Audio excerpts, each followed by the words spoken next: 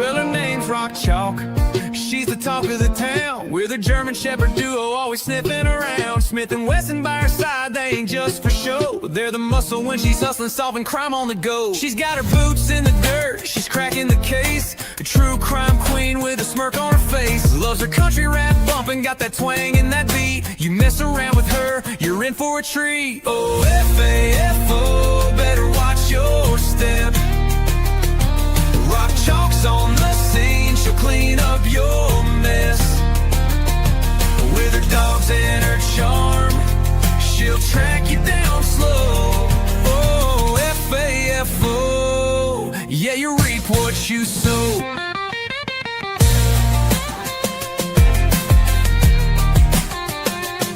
She's got a badge and a sassy attitude to boot. Kicks down doors like she's in hot pursuit. Smith and Wesson bark, don't you dare run. She's the queen of the scene, yeah, she gets it done. Country rap on the radio, she's cruising the street. From the city to the sticks, she's the one to meet. Her motto's real simple, don't try no bluff. Mess around all you want, but you'll find out quick enough. Whoa, F-A-F-O, better watch your step. Rock Chalk's on the scene, she'll clean up your mess.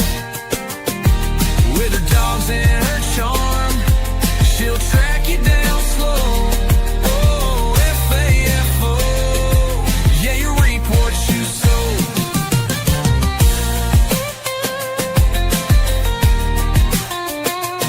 She's got cowboy boots and a badge of steel. With a heart of gold and nerves unreal.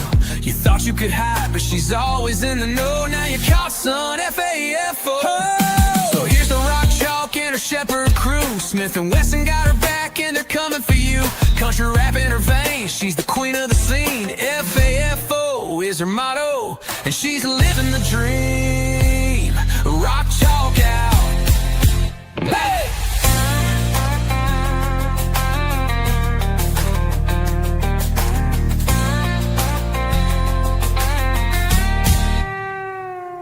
She's got cowboy boots and a badge of steel. With a heart of gold and nerves unreal. You thought you could hide, but she's always in the know. Now you're caught, son, F-A-F-O. So here's the Rock Chalk and her Shepherd crew. Smith and Wesson got her back and they're coming for you. Country rap in her veins, she's the queen of the scene. F-A-F-O is her motto, and she's living the dream. Rock Chalk out.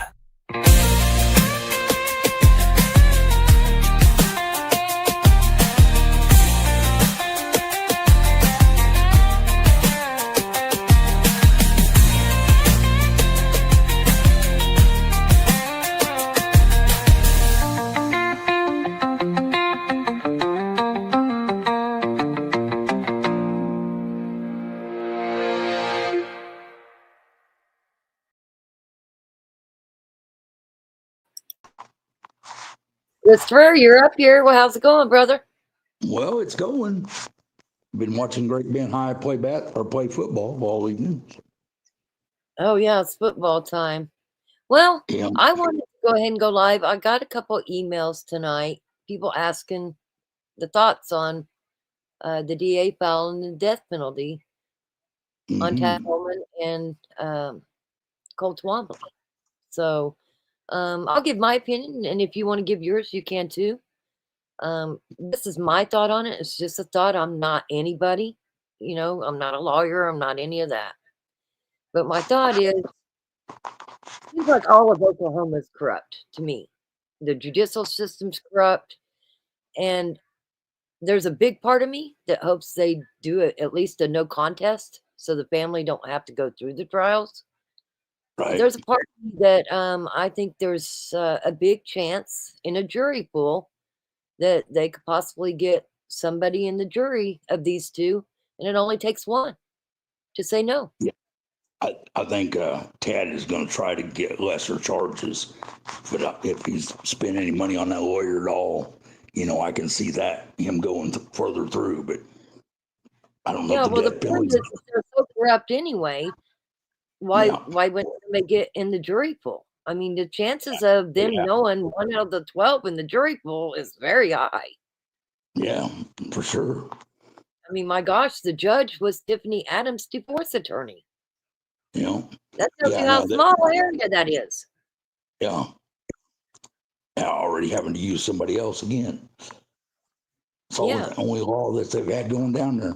Yeah, I just would say, I could see him with the last little, with his lawyer giving him that plea or that idea that Paul did the death of both, and him trying to do that. But I myself don't see where it really matters, because he was definitely involved in the planning for sure. I mean, I don't know how you can get off of that one, but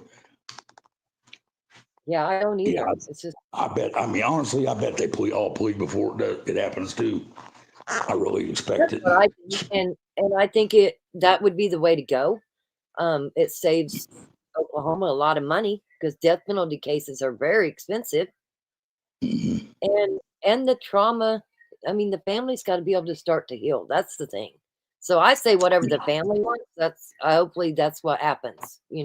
Okay, I have one question, because when Cora took her plea deal, remember he slid a deal in. He was pleading too, Cole, at the same time. You remember that he just crossed out the something and wrote it in. I can't remember, like plea deal, and he was trying to say for 30 years. Remember that? That was on chorus. I No, don't yeah, know but if Cole's doing he any did type of plea too. deal. Yeah, that was at the same time that paperwork came out, that it was filed, that he did that, trying to get under the same deal. I just wonder what happened there, because that paperwork was released and it was signed by him, and remember, it was just like, what do you want to say? I want to say almost forged, but they just wrote over Yeah, I accepting do the remember plea. something being wrote over, but for some reason I thought it was on Cora's or Tiffany's. I don't. See, Cora tried to get him through with her. That was her. I think that was one of her biggest things, was trying to get both of them lowered sentences. But you don't remember that? I mean, I wish I I had. didn't think it that way, but I don't know. I've slept since then, so I never. I remember seeing the paperwork. I know that, and it I'm was, trying like I to say, look at that the was paperwork when right now. it was when she went through. It was the day that she signed, and then she got that no more than 30 years or something, or what she signed her plea for. And he went through trying to sign the same thing. Hmm. I don't remember. It had to be some paperwork that was released, because it was, something that you'd showed in there. I know I wasn't watching it somewhere else. I don't think, anyway. Really ain't nobody else done any coverage on the paperwork. Right now, Carrie's starting to go back and release some of the paperwork, and there's been a couple others that really talked about what Paul said when he was up there. But I still ain't seen anybody see Cora's testimony, and supposedly she testified the same day, or maybe it was the day before or something. But Hmm. you don't remember that when all that happened? I don't. Yeah, because that's when, I don't like I remember say, it being told, but that's very possible. he tried to get through there and wanted to set to do that, or he was trying to sign his plea. I believe that she had something mentioned that's what she was trying to do, was help him get lesser time too. Hmm. I'll have to go pull all that paperwork again. That would have been when, like I say, that would have been when Paul signed his and Cora done it, because they were like almost racing to see which one did it first. I'm not too sure if it wasn't Cora actually signing before, because she was trying to save her daughter. But all that Yeah. was, like I say, it was all paperwork that was signed, and it was put through. I Well, see, I remember honestly, KFC. throughout all of this, I have not felt for a minute that Cole was going to plead, or Dad, or Tiffany, for that matter. Right. Yeah, I didn't. I mean, I really didn't see her Okay, doing that either. Jezebel Witch says, Rock, after you put the paperwork up, there was a discussion that because Cole and Cora were the lookouts. Mm-hmm. That's what they were Deb trying to says, do. yes, Cora was trying to get Cole to get last time. Well, how do Yeah, are we saying that the paperwork said that? I mean, I will it go did. pull it. It come through, and it was assigned. It was her plea deal. It was when Cora did her plea deal. He tried to put one piggyback right through it and do the same thing. And it showed because KSN even broadcast it that day. It was on one of their deals. Like, man, I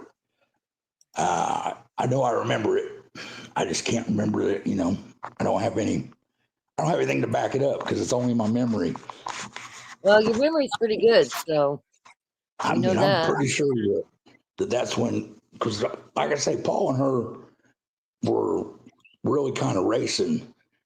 He went in just to take the death penalty off, but she went in and tried to stack an exact amount of time that she was going to get. Well, 30 years plus 10. Yeah, because that was what it was 30 on the one and then 10 on the other. But that's what she was trying to get, and then like I say, Cole was trying to tag right along with that.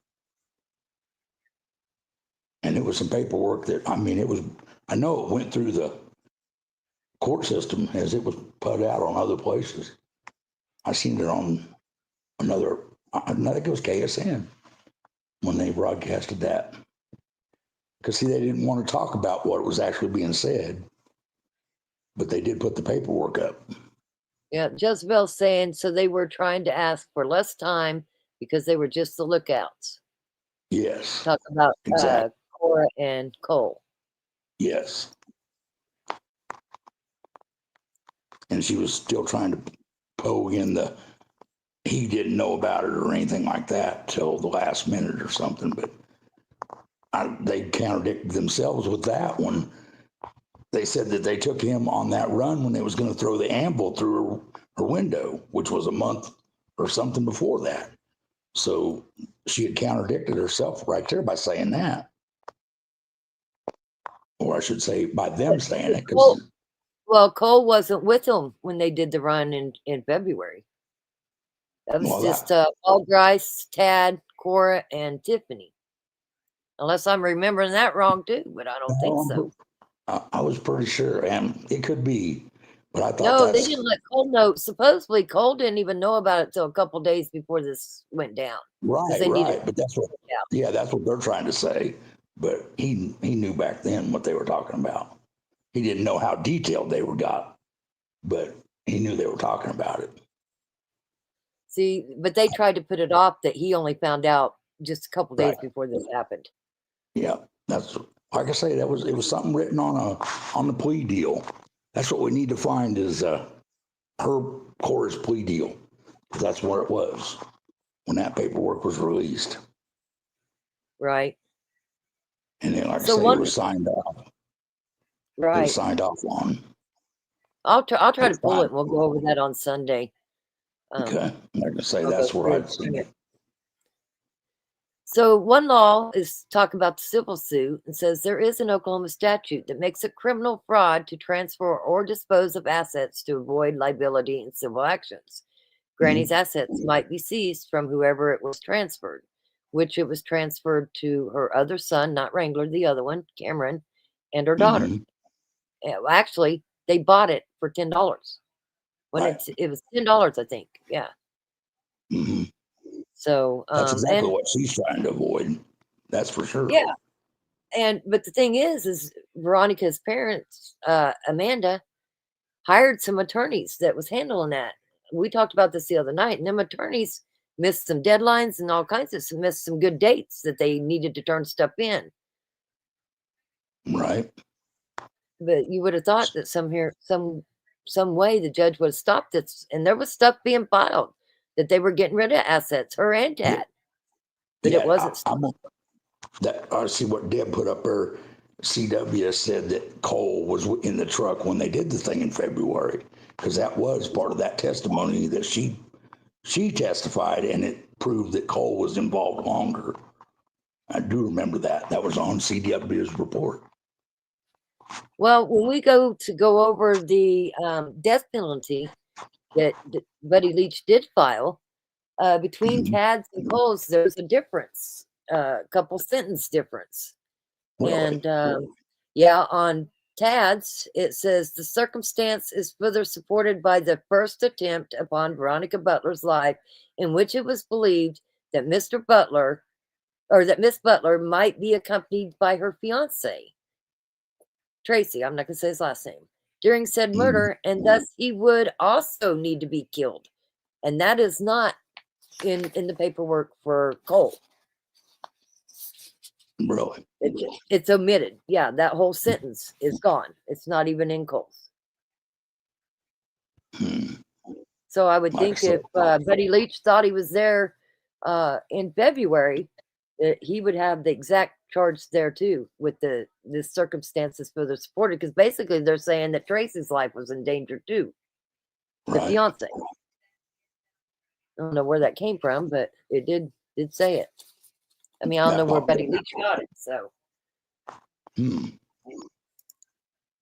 you Well, see it what I'm sounds like saying? there's. I mean, that could very well have been said and done. Mhm.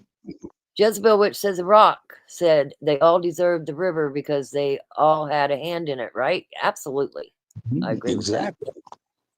There's no way they can not prove conspiracy to do this with all of them, so yeah, that's with that. for Yes, sure. That's easy. at Water Otter, yeah, we did some pretty extensive digging on Paul Grice too. It is all of them's very interesting if you ask me. They all had stuff in their closets, it seems like. Yes, definitely. They all got snakes and everything else coming out. Yeah, Oh, for sure. I Well, I'm just going to go wonder ahead and play a clip. Go ahead and talk. I would think though that they're talking like they're still going to bring them all in for this. Maybe not Granny now, but I don't know, because they're scheduled to have Paul Grice and Well, Cora. that's because Paul Grice and Cora signed a plea deal, and their testimony is part of that plea deal. Where Mhm. Tiffany, she don't have that in her plea deal to Right. testify. I don't know Right. So why she don't.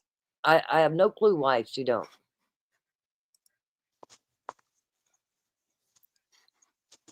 That was one she's a thing that we talked about too, is that she don't even have to implicate Tad or Cole. She don't even have to testify. right. But Cora and Paul Grice do, and they have to be honest because their plea deal could be pushed where it don't happen. Yeah.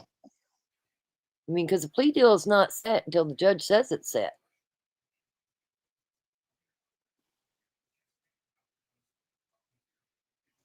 It's Yeah. crazy. One also about the civil thing. Yeah, that's where I believe she's protecting, because she does have that case.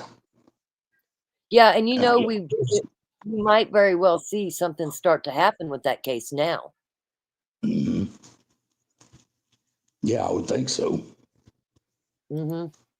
Like I said, they just hired another attorney, On Amanda that did. case, huh? Really? Yeah, Deb C is right. There is a trust that was Tiffany's dad, and a lot of land, old tractors, all kinds of stuff. Big collection. And Right.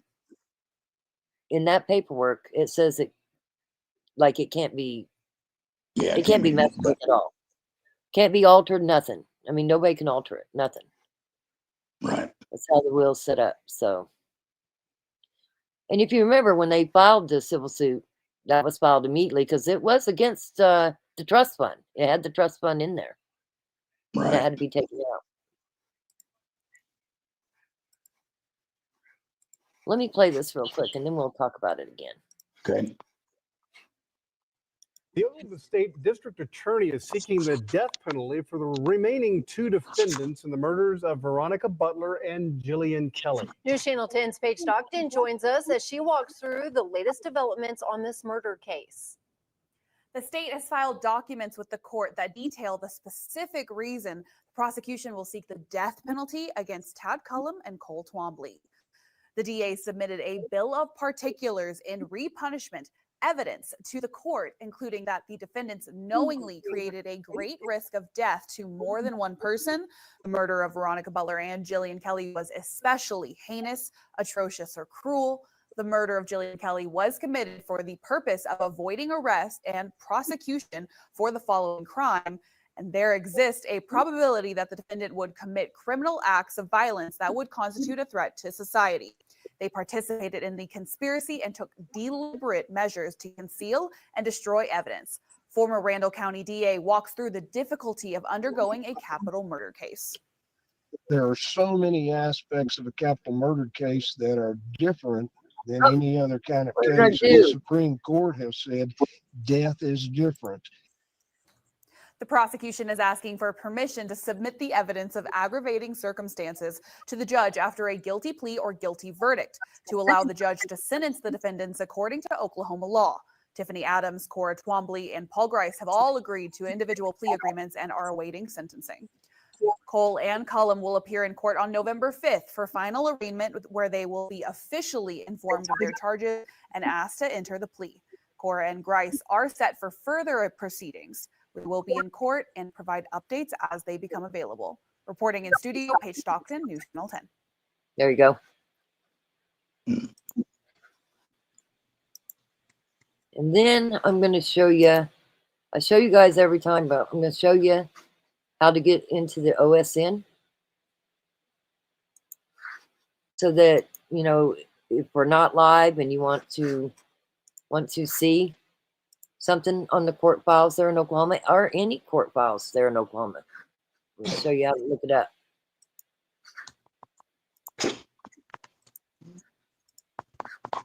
Okay. Yeah.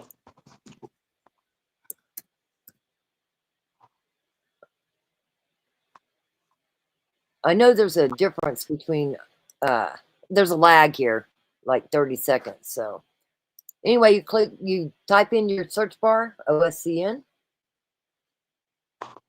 and then you come here and you go all the way down here to court dockets. You're going to go to Texas County.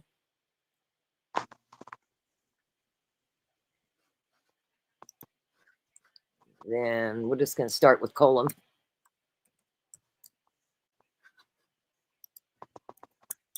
And then you just hit go.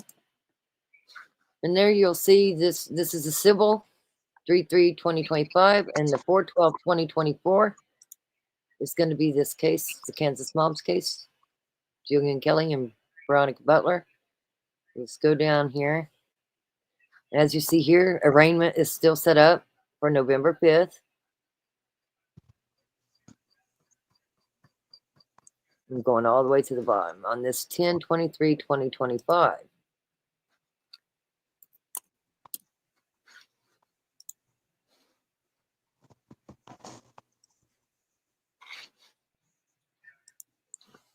Sometimes it's slow to try to get this out here, so. Okay. Right. So now I have to stop this and go a different way. It's kind of weird on this part, but it's all right.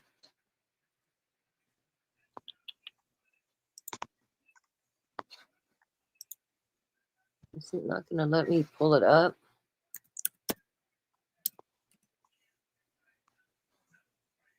Okay, let's try this again.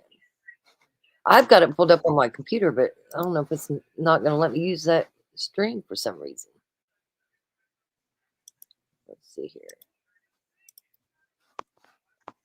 Well, I'll just read them here in a minute. Wait a minute. Here it is. Hopefully that brought it up. Just takes a minute, I guess. Okay. Well, hopefully it brought it up. I can't tell. There we go. Yeah. Okay. This is Tad Cullum. And it was filed on October 23rd, 2025. State of Oklahoma versus Tad Burt Cullum. Bill of particulars in re-punishment.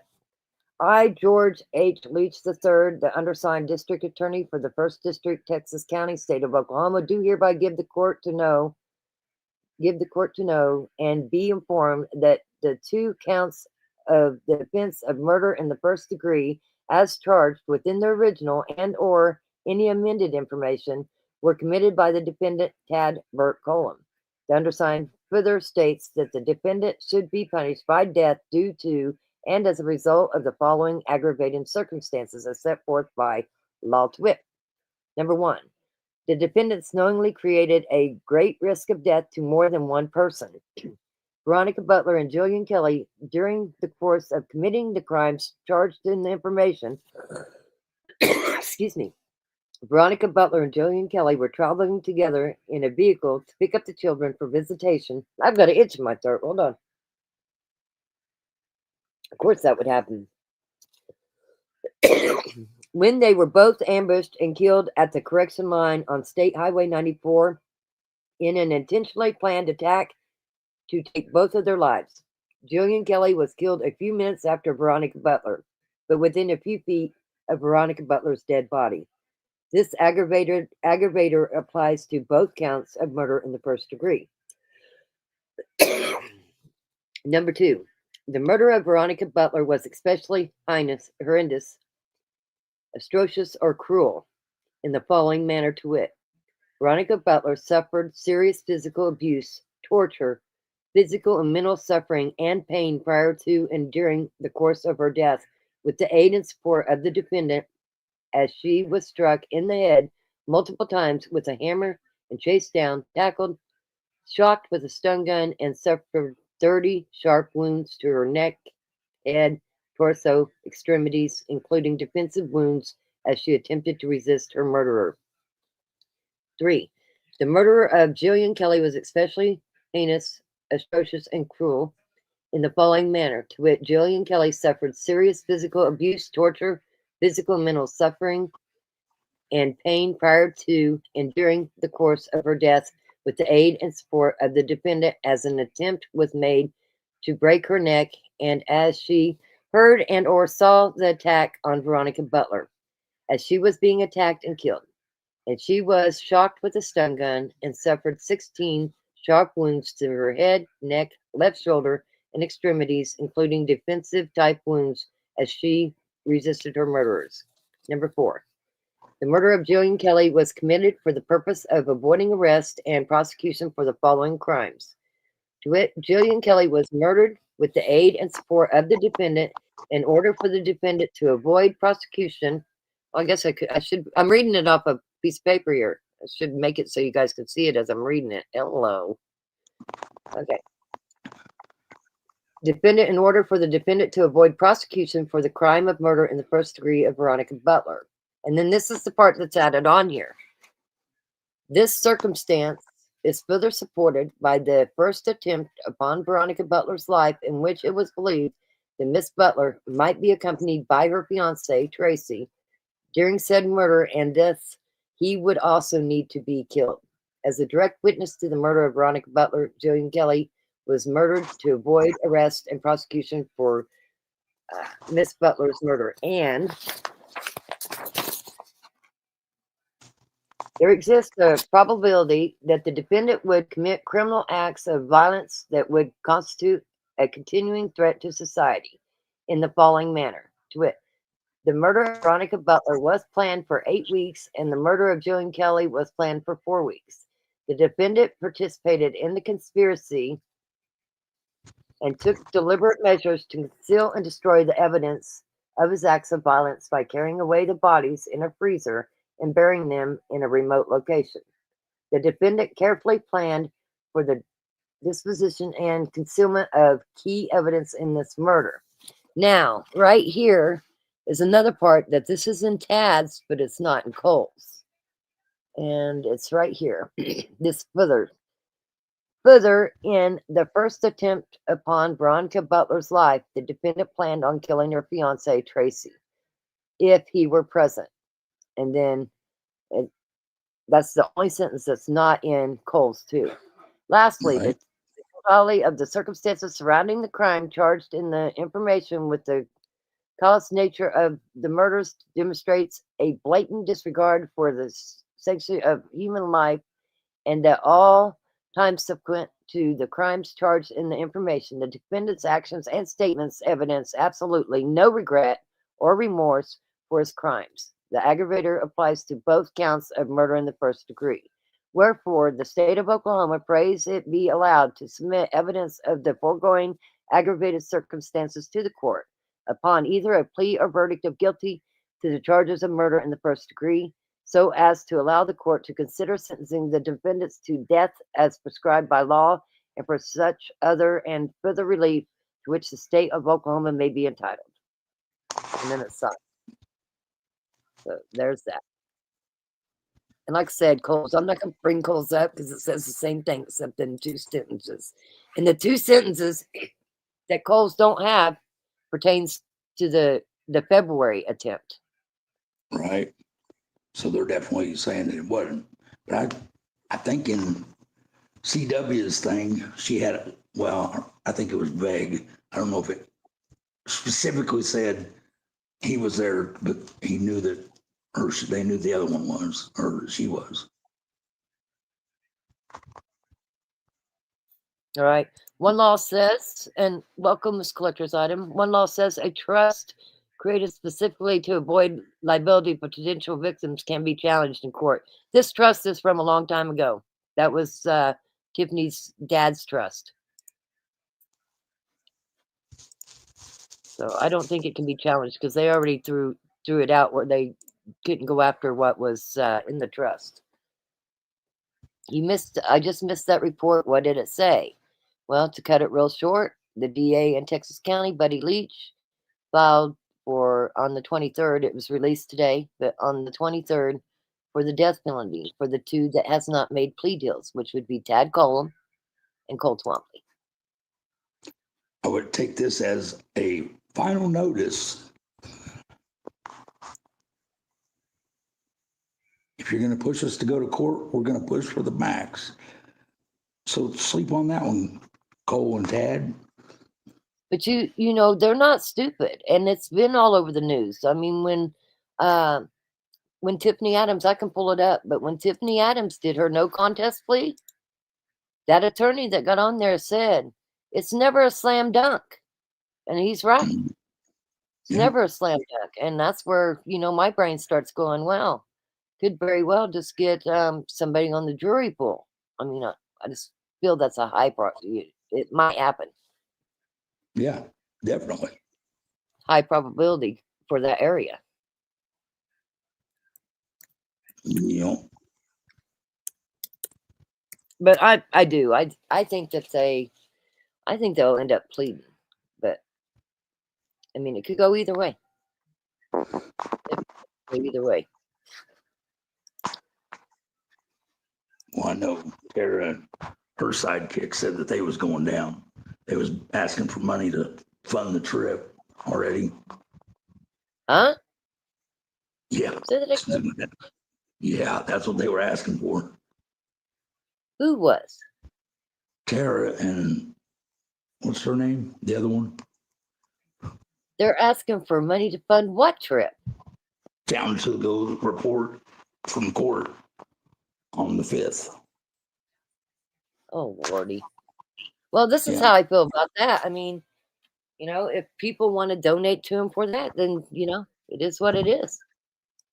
Right. That's what they were asking for.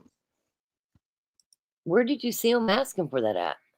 She had she had a coverage on it live today, I believe it was. Really? Yes. Yep. That's crazy. That is crazy. Well, I mean, She was giving out her Venmo and all that stuff, saying, you guys feel like you would like to help us? Here's how you can.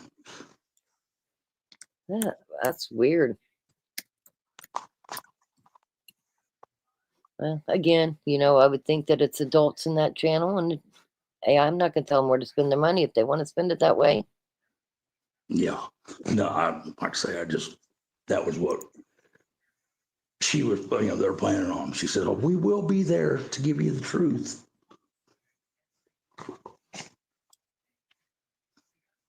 I got a good kick out of that. Didn't tell half the stuff that was done before. Yeah. Well, we know that. We also know that they've, at least one of them, seen some paperwork. Some things aren't just being thrown out there. I mean, there's paperwork to back it up. It might be sealed, but there is paperwork to back up different allegations that's been made. So Quiet says, when Granny pled no contest, wonder if this is a bargaining tool or if the DA took all deals off the table and is just done with them. I mean, I'm sure it's something that they discuss over and over. There is so much DNA and everything else. And listen, a lot of people, when they got the death penalty looking at them, there's a lot of things they'll do, wouldn't you say, Christopher, to keep from doing that death penalty? Like I say, that's what she's running for. That scared her to death. The thought of a death penalty. And Yeah. I think that's what Paul Grice was thinking too. Exactly. No, that was what scared both of them. And that's what sent Corey in too, I believe. Because realistically, they're all involved in the conspiracy. I mean, I don't see how even her Corey's husband, he was involved in it. If it wasn't, but for a few days, he was definitely involved in it too. Right now, Mama Lost Rhonda says, "Good to see you, Christopher. Missed you last night." And Deb says, "Well, Cora helped Granny with the planning of the murders, so we all know being a lookout wasn't her only job." No, and she was, and somebody come in and said that they had found the girls' phones, and I don't remember where I seen that at today. I was like, that wasn't right. Oh, it was Tara that was saying that. I said, now I know you didn't cover anything or aren't doing very truthful at any of it, because the girls' phones is what's still missing. They never could find them. Well, it is what it is. You know, I keep going back and forth. I want to go to the thing at Stillwater pretty bad. But I don't know. We'll just have to wait and see. We're getting closer, so I guess we'll decide when it's close. Right. We'll know as it gets there. Because you still have a doctor's appointment on that Monday, right? I was going to cancel that if it was, because it's just a pain doctor. Well, you said you was going to be going to Hayes or something. Well, whatever you say, because the Tory runs here on Sunday, so we weren't going to leave till Monday, and we could leave Tuesday if we needed to. Right. Well, like I say, either way on that one, I can. Took me a month and a half to get in, but I had like 3 choices of dates. So I could call back and change. I say you hold that appointment and you still go. Right. Get that appointment taken care of, especially while you can. Yeah. That's what I do. So Miss Collector's Item said, "I hope the DA took all deals off the table. BK, which is the Idaho 4 case, was a DP, and he got out of it. Stephen Stearns had the DP and dodged it too." Well, I mean, there's no contest. That's guilty to me. Yeah. Hawkeye says maybe after being looked into by higher folks, they figured that have to correct themselves. Oh, even when the DP is sentenced 90% plus are overturned on appeal. Yeah, and the appeals process for a DP is what, 30 years? You might sit on death row for 30 years, maybe longer. Yeah, we had our death row case just come back on. It's like 20 some years and they're still fighting it. Right. Death penalty. I mean, you are taking somebody's life. Mm-hmm. But, I mean, we already know how this went down. We know the players that it went down with. Now, I'll say always, I will always report everything that we know. And yeah, the answer to I think the daughter did say that the mom went on that thing. More than once. More than once. Yeah. CW heard a lot. And that was Cora's daughter. She heard a lot, heard a lot. And she felt sorry for Jillian. I honestly believe that's completely why she went forward. She wasn't okay with what happened to Jillian. Is the butler in Stillwater any relation? Not that I found. No. And what's going on in Stillwater? Stillwater, man, it's a crazy case, Stillwater. You got a young guy at the age of 17. He essayed 3 people for sure, and 2 of them he strangled. Anyway, he got charged as an adult, was looking at over 70 years in prison. And just last week, the judge changed him to a useful offender. Oh, and while he was, he had a protection order, and he violated that protection order while he was being sentenced to the 70 plus years. Last week, a judge came and changed his charges to a youthful offender. And when they did that, he will do 150 hours of community service, and he will not have to register as a sex offender. And at the age of 19, everything will be wiped clean. And there's a lot of uproar about it. Hopefully I got you up on that. The last few lives had it on there. But he had video of he essayed this girl, raped her, and then strangled her. And then she came to, and he decided he wanted to film it. So he did it all over again, but did it on video. And they found the videos on Jesse Butler's phone of him doing that. And now he basically gets to walk. And everybody's thinking that because his dad was like a director or coach of OSU, Oklahoma State University Cowboys football team, and supposedly his mom still works there, that they had connections, and he got peripheral treatment because of them connections.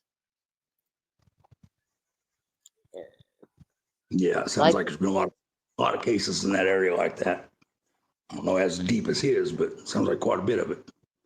Yeah, I mean that case is just horrible for the victims. And we've talked about this a lot. Last night, if you go back and look at last night's live, JJ Humphrey, he's a representative for the state of Oklahoma. He was on a live with Just in the Nick of Crime. And he said that Oklahoma's corrupt throughout, but that county is really corrupt. And he has several other cases in that county. So on November 5th, they're doing a rally from 10 a.m. till 2 p.m. at the courthouse there in Stillwater to bring awareness and bring this to the front of what actually went down in Stillwater and how this kid got to walk. So hopefully I explained that right. Hopefully I didn't leave anything out. Oh, let's see here. Collector's item. To be honest, I'm not sure what is really worse, sitting in a 6x9 cell for the rest of your life or the DP. Well, you sit in a cell for the rest of your life, but you get TV, you get a tablet, you get to eat, you get to sleep, you get a shower. I mean, you'll have a life, right, Christopher? Yeah. When they're in them prisons? Yeah, it ain't too bad, I wouldn't think. That sounded a lot better than death. I know that.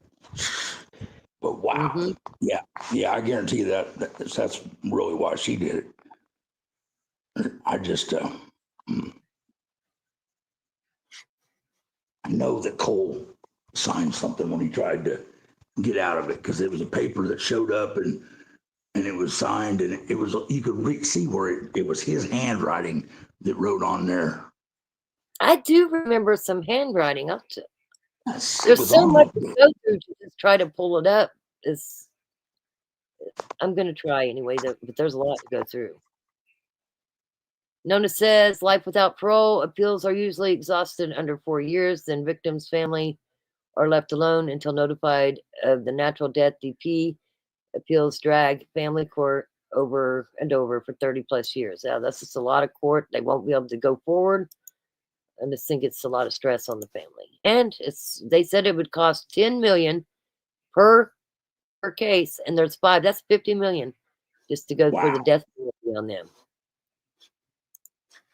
Yeah, I was pulling that up. I'm pulling it up right now because this guy talked about it. He's an attorney.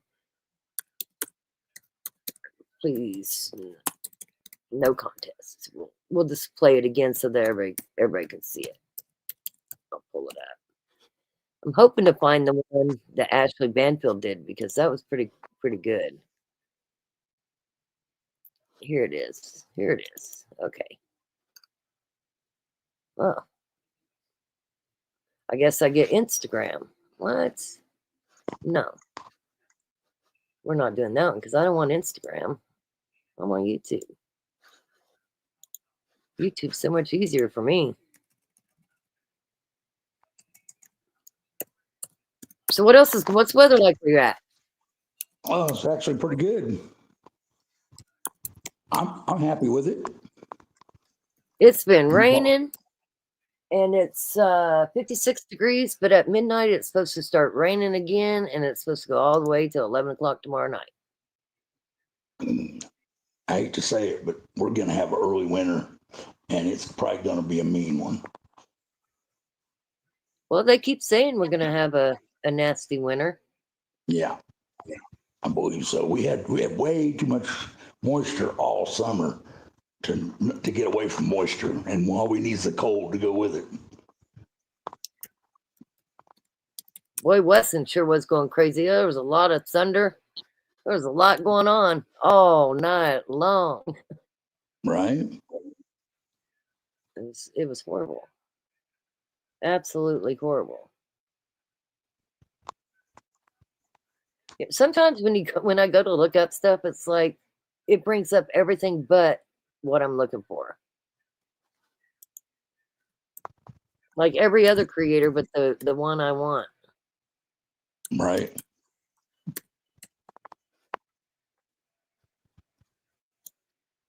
Absolutely. Let's see here. I think this is it. So I like to go to Ashley's Drop Dead Gorgeous because she's not so restrained in how she talks about a case when she's doing it on her own YouTube. Okay, here we go. This is drop dead serious. Every so often, there is a case that will come across my desk that makes me sit back and take a long, deep breath and stare out the window looking for answers. It's not that I'm looking out the window trying to find answers about the case, but more so answers about the people involved in the case, who they are, and how they can commit such heinous and atrocious and cruel crimes and inflict so much suffering on their victims, and then just go about their lives as though nothing ever happened. Grandma Tiffany is one of those people. And if you don't recognize that nickname, her case will chill you to the bone, not because it's mysterious, but because it is monstrous. Grandma Tiffany is a 54-year-old Oklahoma grandmother. Her legal name is Tiffany Machelle Adams. That's Michelle spelled Machelle. Tiffany Machelle Adams. But Grandma Tiffany just took her place in front of an Oklahoma courtroom and copped to one of the most egregious crimes I have ever covered. She effectively threw in the towel and did the legal equivalent of a "you got me." Prosecutors have been building a case against her for months, saying that she was the mastermind of a plan to kidnap and torture and murder the mother of her 2 grandkids, all because of a child custody dispute that mom was having with Grandma Tiffany's son. But there were 2 victims killed in this crime, not just Veronica Butler. Another woman was killed too, a completely innocent woman named Jillian Kelly, also murdered, and not because Grandma Tiffany had a beef with her. It seems Grandma Tiffany and her band of co-conspirators decided to go scorched earth, killing anybody who got in the way of Grandma's plan to take out Veronica. Jillian, as it turns out, was in the way, even though Jillian didn't even know it. And today, Grandma Tiffany had to cop that too. Veronica Butler was just 27 years old. Jillian, was 39 and a pastor's wife. Not to mention, Jill was a mother of 4. The 2 women vanished on March 30th, 2024. They had just set out driving from Hugoton, Kansas, and were headed over the state line into Oklahoma to pick up Veronica's kids for a visit.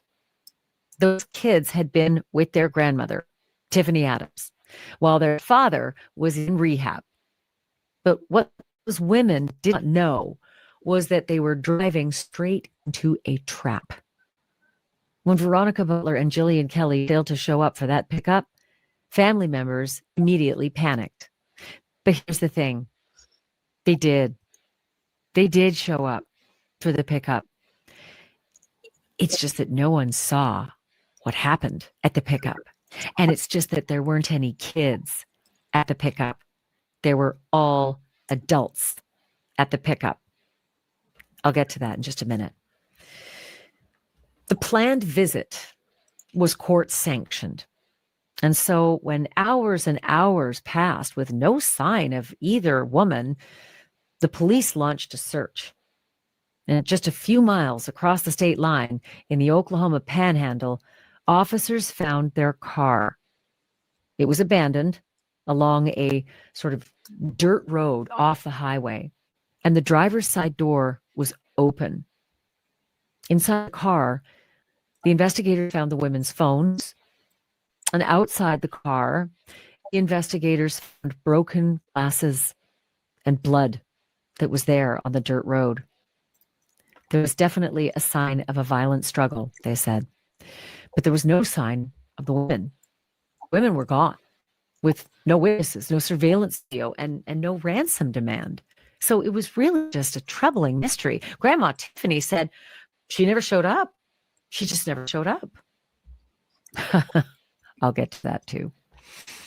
For 2 long weeks, family and volunteers and police searched back roads. They searched farm fields. They even searched abandoned oil sites until finally detectives made a gruesome discovery, one that ended all hope of finding these 2 women alive. I'm going to get to what they found in just a second and how they got to find what they found. But before I do, I just want to thank you so much for being a part of this and supporting my podcast and being a part of my true crime community. I know that my little guy Atlas is very thankful too. You probably know this if you follow this for a while. If you're listening, it's hard for you to see this, but Atlas is on camera because he's always in the studio and he gets the best naps. He finds what I say very boring. So he just snoozes through the whole thing. I sure hope you're not snoozing through the whole thing, but this is really a joy for me to be with him, and it's great for him to be able to, relax like this. I also want to thank Incogni, my sponsor, because I can't do it without them either. Okay, and let's face it, I cover some pretty dark stuff, right? Let me tell you a site that's exposed a freezer. .com/drop-dead. Don't forget, use the code DROP-DEAD and start taking your data off the market today. Okay, let's get back to the case. On April 14th, 2024, investigators uncovered a freezer. It was buried 10 feet deep in the dirt on a remote piece of farmland in Texas County, Oklahoma. Inside that freezer chest were the decomposing bodies of both women who'd been missing for weeks, Jillian Kelly and Veronica Butler. Autopsy reports later confirmed what the scene was already screaming at the top of its lungs. Both women had been violently murdered. The autopsies showed that Veronica was stabbed 9 times and had an additional 21 defensive wounds to her hands. She fought this. She fought this so hard. She fought like hell as she was being murdered out there on that county road. Jillian completely innocent, there to be a supervisor. The group wrote her off apparently as quote unquote collateral damage. She was also stabbed 9 times. Yeah, Veronica had supervised visitation with her children, and Jillian was the supervisor, when she says supervisor, to watch over the interactions with Veronica and her children for supervised visitation. And she had 7 shallower cuts as well as defensive wounds. That freezer, that was traced to a property connected to Grandma Tiffany's boyfriend, a man whose full name was Tad Burt Cullum. And once police connected all the dots, the story that unfolded was almost too evil and barbaric to fathom, and also idiotic. That's the thing. Evil and barbaric, but unbearably stupid. Investigators say this was not some random act of violence out there in the middle of nowhere. It was a premeditated conspiracy involving a small fringe group that called themselves God's Misfits. How appropriate. 5 people were charged. Tiffany Adams, the grandmother at the center of the custody fight and the alleged mastermind.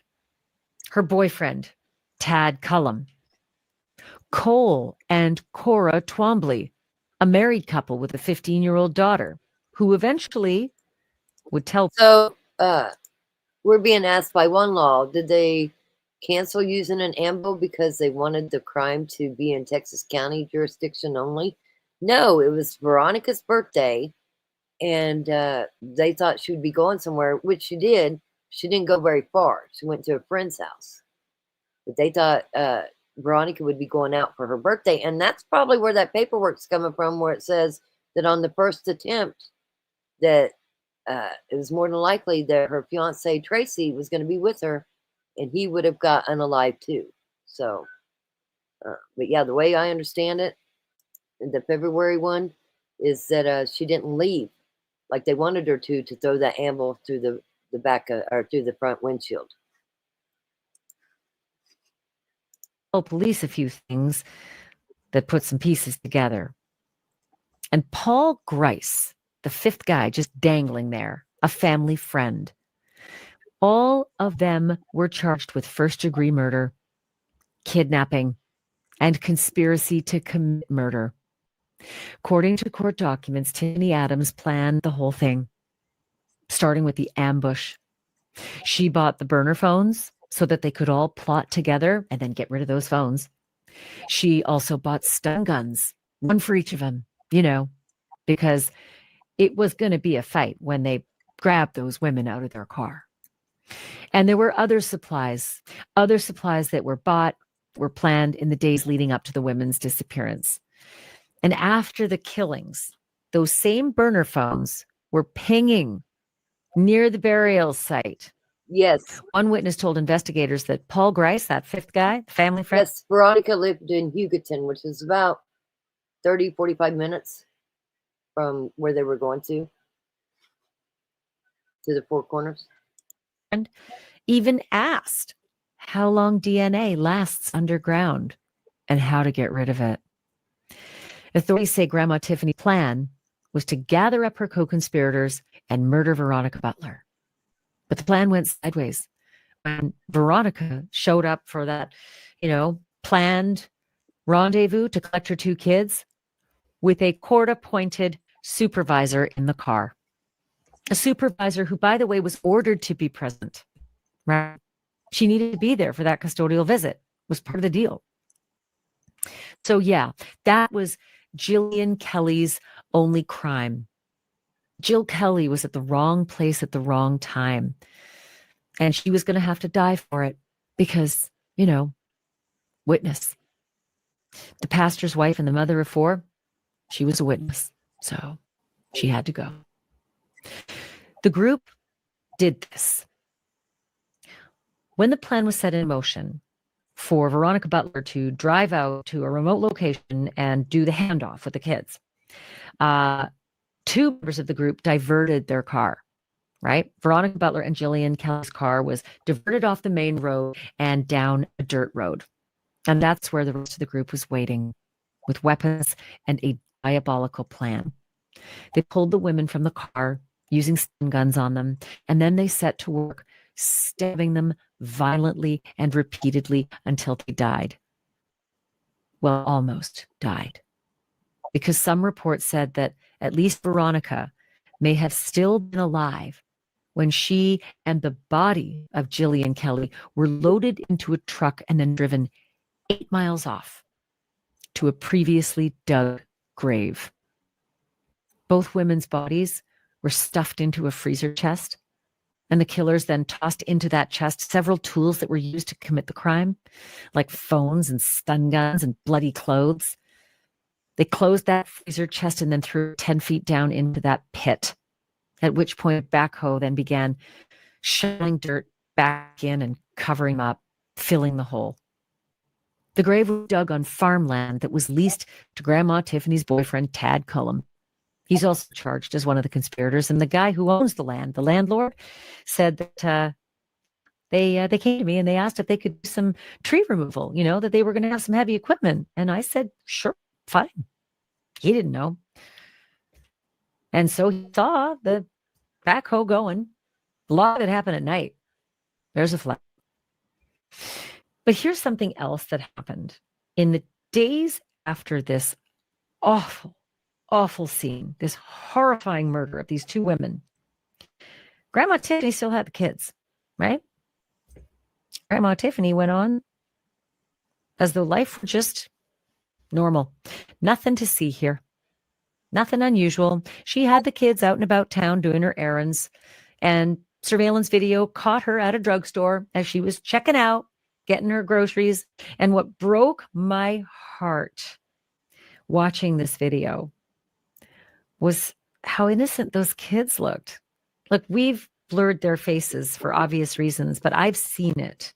And I've seen their faces. They were laughing and joking with each other, as kids do, like siblings will needle each other and try to get under each other's skin. That's what was going on as Grandma Tiffany was buying whatever the fuck she was buying in there. Oh.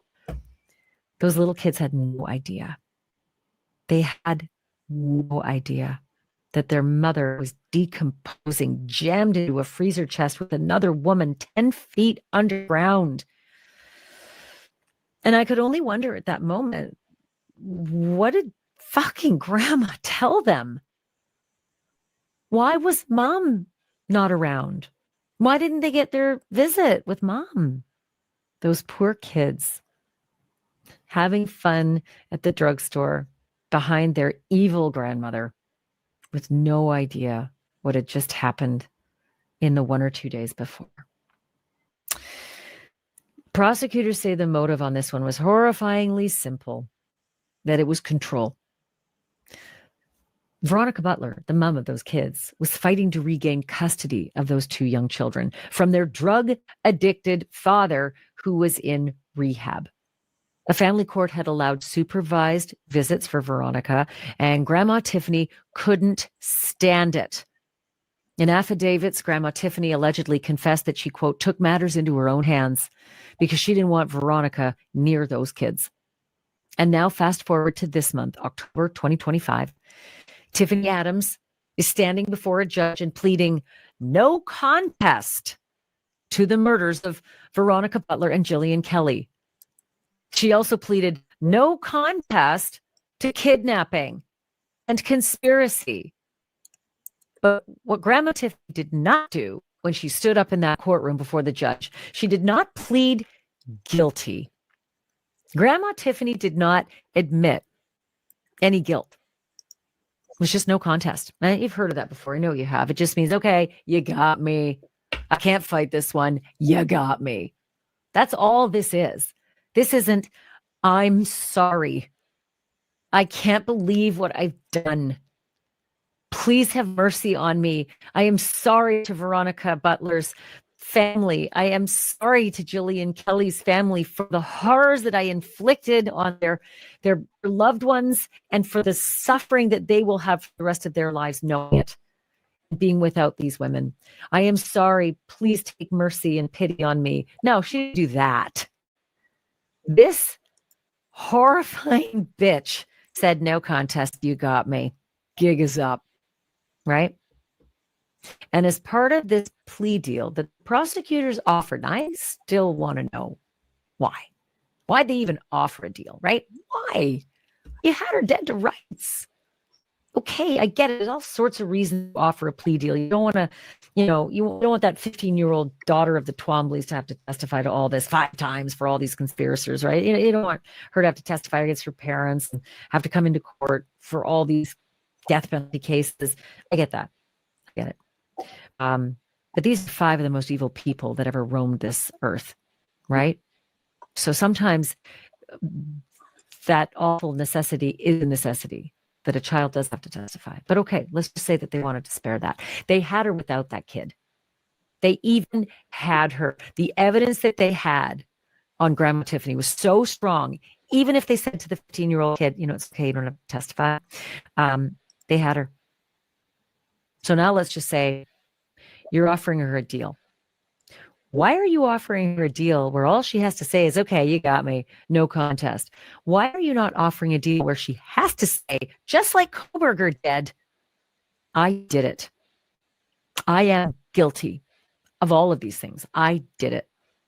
I conspired. I masterminded this. I brought all those others in. I did this thing. That's what they offered. At least that's not what they agreed on. I don't know if they ever offered it and she said no and only said, I'll only do no contest. But she's not holding the fucking cards. Like, this is what's driving you crazy. As part of the deal, the prosecutors agreed to drop the death penalty. It was hanging over her head. So yeah, that's a no-brainer. It's a layup. They also agreed to dismiss a few of the lesser charges, including 2 counts of child neglect and 1 count of conspiracy. Who fucking cares? It's the least of your worries, you murderous bitch, right? Who cares about the lessers? At the very least, with this deal, Grandma Tiffany is still consigned to a life in prison, no shot at parole, no chance. It's not official yet. The sentencing is going to happen for a couple more months. It's scheduled for January 28th in 2026, right? So, Happy New Year.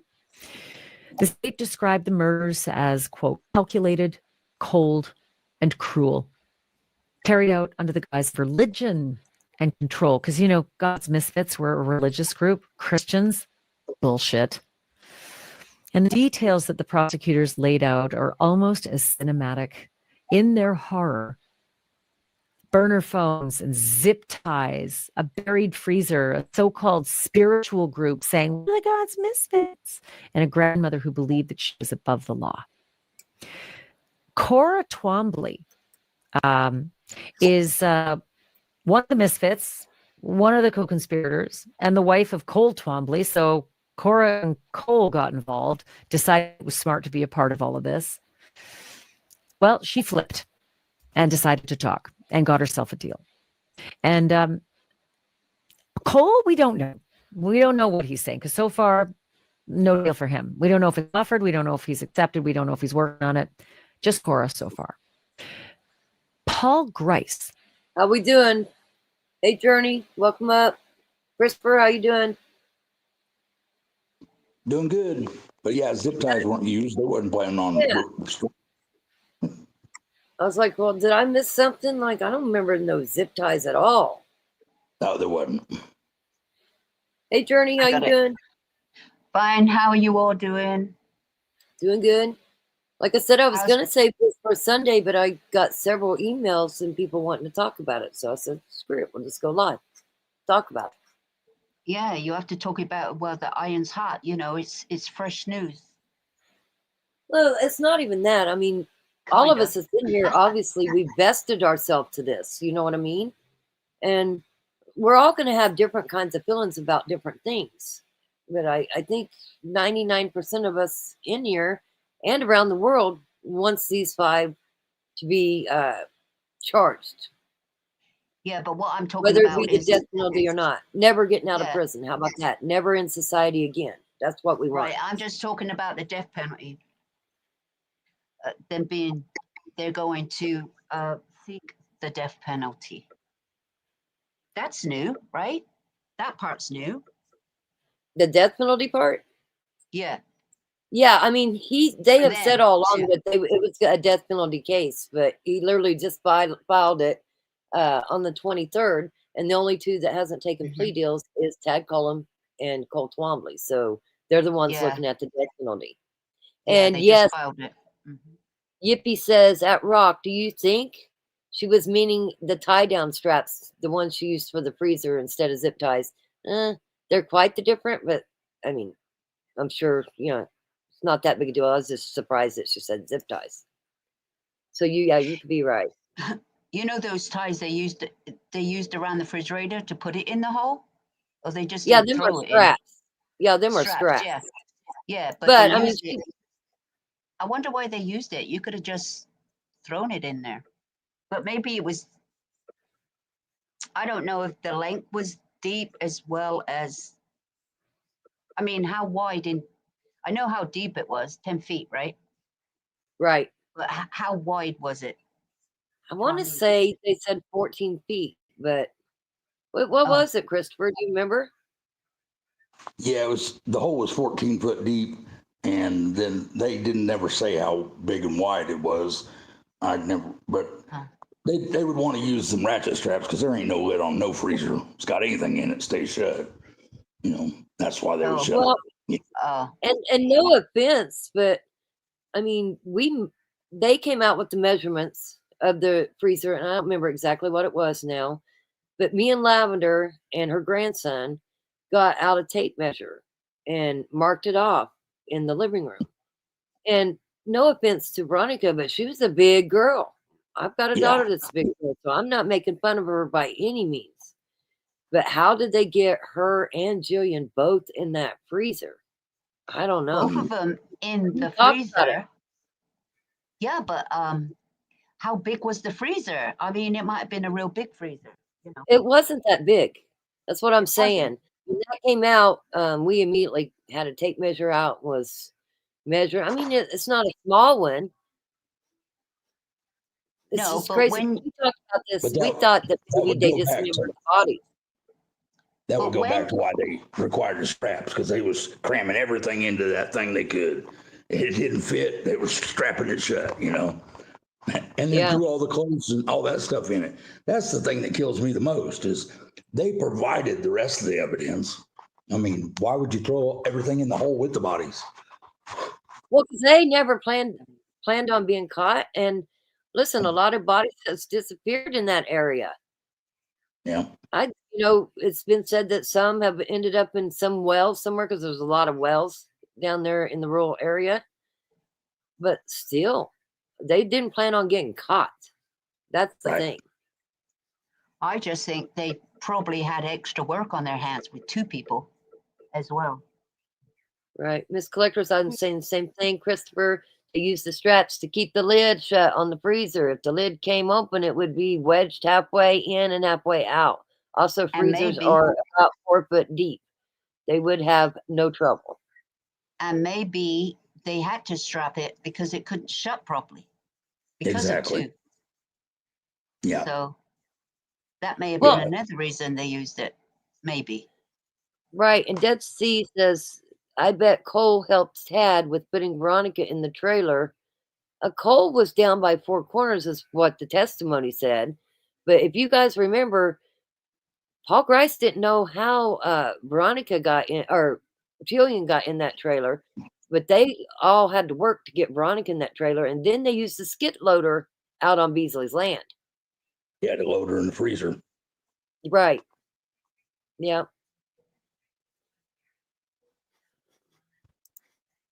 Yeah, they had it all planned. They had everything planned: the land, the hole, the digger, the lookouts, the equipment, like tasers and everything. I mean, they had it planned.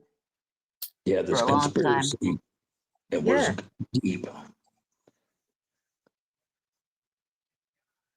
Yeah, for sure. Let me finish playing this, and we'll talk about some more. There should be an attorney fixing to come on. I like watching Ashley on this Drop Dead Gorgeous because listen, she gets to relax a little bit, and she's calling Tiffany a bitch, and I like it. I Oh like it. yeah, she's saying a few mean girl words. Yeah, I'm liking it. I think she's doing a really good job. Here we go. We only Yeah. got 10 minutes left of it. So exactly 10 minutes. He was the fifth wheel. Took a while to arrest him, too. 4 were arrested first, and then weeks later, Paul Rice was hauled in. And he apparently is really bad. He's the stabber, right? He And also, yes, we got to stop it again because Christopher, you remember, Paul Grice said at the preliminary that he met the 2 OSBI agents at Four Corners. This was the second meeting he met with them. And he told them everything that happened. And they said, well, we don't got a warrant to arrest you. And they sent him home. And he said he was okay with it, that he told them that when they got the warrant to call him and he'd just come in. Who does that with somebody that just admitted to murdering 2 women? It's crazy. Yeah. Okay. I wanted to bring that back up again just because people maybe they didn't realize it, that OSBI knew Paul Grice did this and they still didn't arrest him. They didn't have a warrant. Nah, that don't sound right either. flipped. Paul Grice decided to go to the trough and start feeding as well first. So you know how it works, right? If you're in a conspiracy, the first people at the trough get the best food, right? They get the best deal, typically. So Cora get their Twombly and Twinkies. Paul Grice, they flipped first and they admitted their. What'd you say, Luke? I just said, yeah, they get their Twinkies. Yeah, so let's see here. I want to make sure I get to these chats too. Yeah, Betrayal. What's her name? Battle Royal got a question. Where's the kids now? Yeah, I'm going to get through them. Let me go through them all. Also, if Okay. Ellie brought out cadaver dogs, the freezer would be a sealed unit, if you know what I mean. Yeah, they wouldn't smell it. Okay. Battle Royale. I'm sure you've spoken about it. Where are the children now? The children now is with one of Veronica's relatives.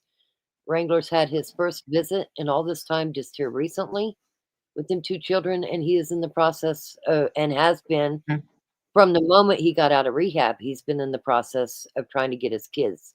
Now, these kids has went all this time, and they lost their grandma, they lost their mom, and their dad was in rehab. And like I said, this was the very first time that he was getting to see his kids, but he's definitely trying to get the kids back. So, and Wrangler don't live in Oklahoma. So there's people And that, well, and it don't matter where he lives, but he don't live in Oklahoma. right, but he's stable now, doesn't he? Does he have a like a girlfriend or anything? He's stable, right? He's married and they've had a baby. So Wrangler's kids have a half sister. And then his wife has 3 kids. I don't like to use the word step kids, but in this case, because they come from a different father. But I mean, it's Yeah. still all in the household. So there's going to be 6 kids in that household. So, he's got some good family support as Oh, well. he's got a good job. His wife's got a job. He's very much into his church, very much into the Bible. And like I said, he's doing really good. No relapses. No No, relapses he's at all. just gotta prove himself like you do, like like the mother had to prove herself. Yeah, one proving thing that herself. one thing, he don't talk to his mother, and I will say this because it's after the fact now, but when his mom was doing the no contest plea, her attorney did call Wrangler and tell him what was going on. Now, mind you, Wrangler couldn't have stopped his mother from doing this either. So No. to blame Wrangler for what his mother did, you would be so far off base. I'm not going to tell you can't do it because, listen, you're your own person. But Wrangler is also a victim here. His kids has lost their mother. He's Yeah. not been able to spend time with his kids because of all this. He would have seen his kids as soon as he got out of rehab. That hasn't happened. He's been out of rehab since September of last year. So over a year. And these kids haven't seen their mom, their grandma. Well, the grandma they was with a little bit after this happened, or their dad since basically March 30th. They got to keep them safe. That's number one. Right, now. right, Yeah. right. And just know that, they're being taken care of and the dad's trying to get them. So Nona says, just a thought of something. If Tad tries to say he didn't do it or had little involvement, his clothes were in the hole too. How did he get so much blood on him that he and Grice had to strip down? Yeah, DNA, blood, all of it. Well, they had to Absolutely. carry the bodies out the car and everything, didn't they? You know. Well, no, they were right at the end of the horse trailer, carried it in the horse trailer. Yeah, but they This had was to at put the them side on. of a road. Yeah, but they had to put the bodies on top. That's where they might have got the blood from, right? Well, I mean, we just read it, but there was a lot of stabbings. That means a lot of splatter. So Yeah. I would assume that all the clothes did have DNA on it, and I bet Tad's Yeah. DNA. Actually, I bet all of them's DNA's all over it. Yeah, but you know, the smart thing to do is they could have burnt the clothes. Do you know what I mean? Throw them down the hole. Good job they did, though. I'm just saying, but you know. You know, if you remember, you might not have been on this case when this happened, but there was a incinerator that was at the Twombly family farm, and that's supposedly where the gun and two of the bones went. Right, Christopher? Wasn't it an incinerator? Oh. Yes, it was. Yeah, but they So, found like that you're too, saying, they didn't could they? have burned it. They could have burned the Yeah. clothes, but they didn't think they was going to get caught. No, right. They didn't think they were going to find the freezer, number one. Don't know why. You know. Well, you know, I'm disappointed in OSBI and Ellie in this whole thing because they didn't bring any drones, they didn't bring any dogs, and Oh. I mean, it took them what 14 days to catch the first four. 14 days. These Yeah, and people I think disown then life people, so we know that they're capable of hurting others and maybe unaliving. And OSBI came out and said there's no threat to the community, and none of them were arrested yet. Tell me how that works. they should have brought the dogs out right away. They would have got a good scent right away. They probably would have left up that followed that trailer to the end of the farm driveway, you know, I on bet that it would, land. guaranteed it would have. They would have. They would have Yeah. got a lot closer. Well, not only Quicker. that, they've used drones since then. They had drones before this, and they brought the drones out looking for people and different things that's happened. If they'd have got the drones out, it was only 8 miles to Beasley's place south where they were buried. And you would have seen, you know, the disruption in the soil. I Yeah, mean, recent. listen, Yeah. people knew what exactly went down. And I'm talking to other farmers and people because they talked about the hammer and the hammer broke and a piece of it was left there with the car. They talked about Veronica's glasses being there. They talked about the skidster. Like this was stuff that come out within the first couple of days. That's crazy. It was just going around behind closed doors. So these people knew. Certain So people knew. when they were searching for them and everything like that, and all these little rumors were going around, they never arrested those people first, right, Granny and stuff. How long did it take for them to start arresting 14 them? days.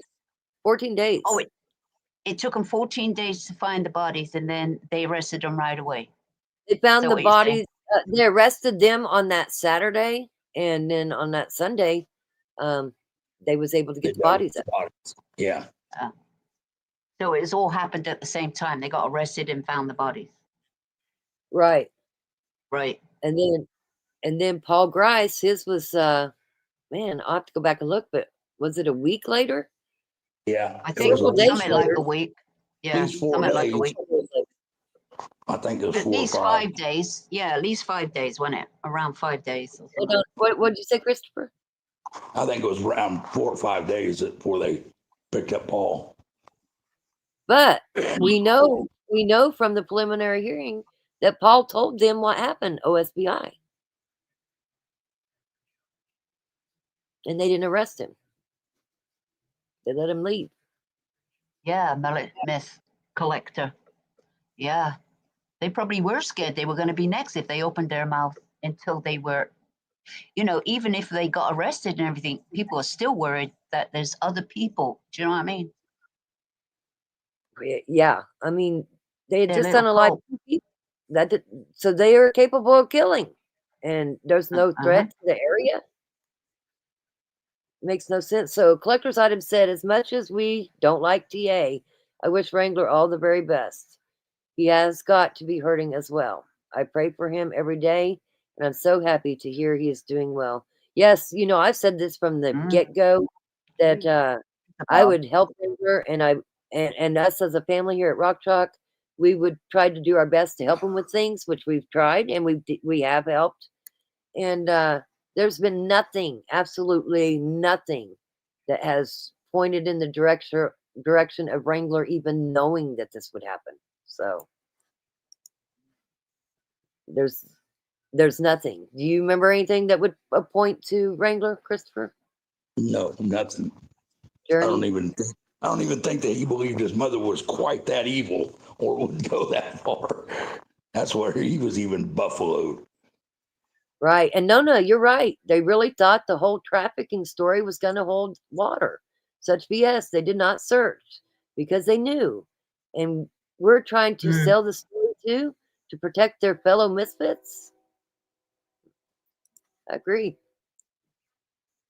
And then there was this one, but if people did know, how scared were they to come forward to speak? They probably were worried about ending up in a freezer too. So, I Yeah. I'd heard, different names, different places. People, one of my friends that I have down there went and pinned everybody's house on my phone, so I could just, hit the pin and do all that. Now I lost my train of thought of why I was going to say that. Oh, so, but I didn't know where it was, and I kept getting lost. So I asked one of the farmers that kept hanging around where we put up the temporary, where people could come. I'd say a command center, come and help Yes, search Jason. for Veronica and Jillian. So, I mean, we set up the command center, and we did have people that came out and helped look, but that was pretty much the only search that happened. The search that LE did supposedly was a mile east, a mile west, a mile north, and a mile south. That's all they did. And while But you yeah, were searching, did you see police around? What no, were they doing?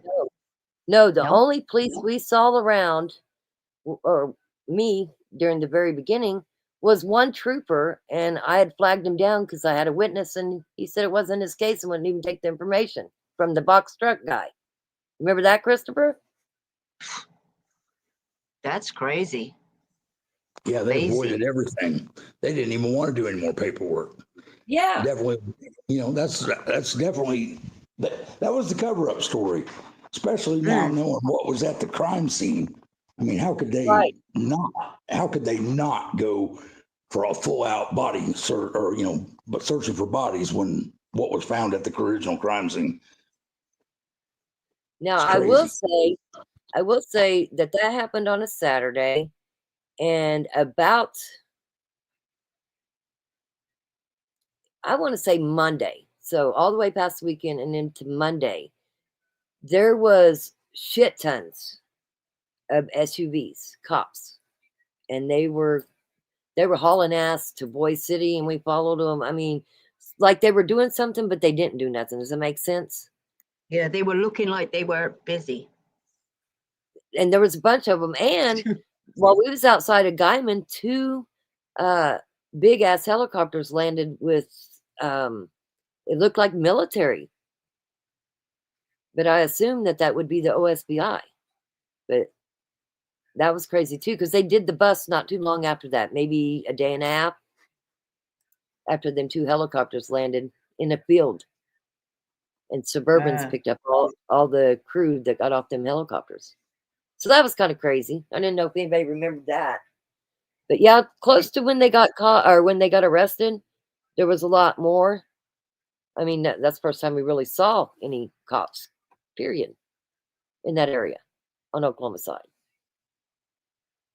So that was And they it. do have lots of cops, don't they? It's not like, hey, it's a small town, they only have a few cops. Well, no, that's not correct, because this is rural country. They have the sheriffs out there, okay, Mhm. and you really don't see the sheriff driving around out there either. I didn't. So I don't know how much patrolling they even do out there on the county roads. Oh, I know. Okay, so I got myself off track and now I know where I wanted to go. So one of the farmers that he kept coming and hanging out a lot at night, which I think it was to see what we knew. He wanted to know how close we were getting. Well, anyway, Yeah. I said, so supposedly this Tad guy lives on Blacktop Road. Can you show me where that's at? And he was drinking and he had his son with him. Anyway, he took me. And now that I look back, we wasn't even close. But anyway, he saw headlights. And let me tell you what, I don't even know how fast he was going, but it was crazy that he was trying to get out of the way so them headlights wouldn't see him even attempting to get close to that area. So now that I look back on it, Mm. makes me really how upset he got and scared over them headlights. They knew shit was happening Yeah. and knew that it involved that person, which would have been out by Tad's house off of Blacktop Road. So You go out So, there yeah. by yourself with them. I was. Oh my And then God. Carrie came on that Friday. But yeah, I had two friends that went down, but they ended up leaving. And I spent a lot of time just driving. Well, when I first got there, they went and took care of the horses, and I went out to the side. I wanted to see it. So the collector's item says, but if people did know how scared were they to come forward to speak, they probably were worried about ending up in the freezer too. Yeah, I covered that one. One law says Wrangler is a victim of the system because it failed. So Wrangler is paying for the system failure. I agree with that. Absolutely agree with it. Like I said, nothing ties Wrangler to this. Mama Lost. I believe they already knew where the bodies were before they arrested the four. Yeah, I think so too. CW had went to them. I want to say it was the next Thursday. That next Thursday is when we started hearing, and we didn't know it was Cora's daughter. We was told a German person that was the babysitter, a 16-year-old babysitter, had went to the police. So that was out before they got arrested. But we just didn't know. It was said a babysitter, a German babysitter. We didn't know that it was Cora's daughter. So that's how things was getting out. So, okay, collector's item. I'm thinking the reason they let Paul Grice go was hoping he would talk to others and Ellie might have more arrests. Still, I mean, he just admitted to unaliving Veronica and Jillian and they let him walk. It just don't happen that way. Jason says, the friendly farmer at Four Corners deterred you from searching the correct direction. I always found that suspicious. Yes. Because we were at Four Corners and his family owns that Four Corners. And actually we was south of there. And this is really kind of crazy. But Amanda, Veronica's mom, had come out and a couple of her friends too. And they had found a shoe print out in that field that Amanda thought could be her daughter's. Okay. And then there was bare feet prints out there. And while we was out doing that, that one farmer came crazy coming down the road and like cut the vehicle off and wanted to know what we was doing. It was weird. It was definitely weird. But yeah, Veronica's mom was out there with us that day. Mm-hmm. Hey, Heartland. Good to see you. It was the Rock Chalk Command Center. That's right. No Ellie at all. Not a one. And they knew we were there. Nona says, Did let's you not live forget stream? the original crime scene photos. Yeah. Do what? I'm sorry. Did you live stream any of it? All of it. Even the All of gun it. being pulled on me. I had a gun pulled on me from Tad's You had a mom. gun? That's on live too. Yep. Did you? Yep. And then they tracked What me did in. you say? Oh, What did you do? she pulled up beside me and told me I need to get out of there. And I said, who are you to tell me that? And I said, I'm going to get out of the car and get your tag number. And as I went to go by her, and it was on the live, as I went to go by her window, she pulled her gun out and had it pointed right at me. I said, you're pulling a gun on me on a live? And then we tussled over my phone. She was trying to grab my phone. It was crazy. It was crazy. Oh my God. She could have really done it. Oh my And I God. was in the street. I wasn't like in anybody's yard or anything like that. And her house is down the street, which I didn't know that at the time. But I mean, she should have gotten in trouble for the fact that she pulled a gun on me for no reason. I wasn't on anybody's property, and I wasn't directly in front of the house. I was catty corn, and I wasn't in front of hers like was said. And they didn't have no signs up saying no loitering. You know what I It- mean? It's Like a they do county outside. road. It's a county Yeah. road. How can they stop It- me from going on the county road? right. And people stop on county roads and pull over. Do you know what I mean? And do whatever they do. Yeah, That's sometimes they do. She creepy came out town, of man. nowhere. And she called Ooh. me Rock. So that tells me she was listening to the live that day too. Oh, that's why she pulled up, because she knew you What were did you say, outside. Christopher? Mm, I thought man, Christopher said so. don't ever go back there again for nothing, unless you got an army. I have been back there. Flower daisies. I think Wrangler was the family scapegoat. He must have lived a hellish life with those people. Yeah, he's talked about it a bit. He said that he rented a house from Tad, a little white house, and he said he would wake up many mornings with Tad had a gun to Wrangler's head. That's what Wrangler said. Really? Yeah, Just yeah, lived in fear. Put the fear of God in him. yeah. Flower Daisy says she did get a gun pulled on her. I saw it. Collector's item says I remember the gun. It was wild. It was crazy. I agree. And then there was a van that appeared behind my car, and then she went and parked her truck across the street, and I ended up going through the field around her. They were boxing me Oh, in. really, Nana? Wow. I bet you was screaming, calling 911, because you knew exactly where she was. At least your people watching knew exactly where you were. Heartland says, Journey, thank you. I've missed your chat so much. Miss Collector's item, that makes me believe why people were afraid to speak. If she did that, imagine what the five would do. Exactly. I mean, they're going to pull a gun on somebody just because they're out on a county road. Oh my God. You know, if I would be screaming too. Just say I was in the van with you. I think I would have been screaming too, just right there, because I'm not used to that. You know, I don't even I'm know how not to used use a to gun. it either. I'm Well, not I don't used to it even know how either. to use a gun. I don't even know how to use a gun. I'm gonna learn. I'm telling you, because you never know. Mm-hmm.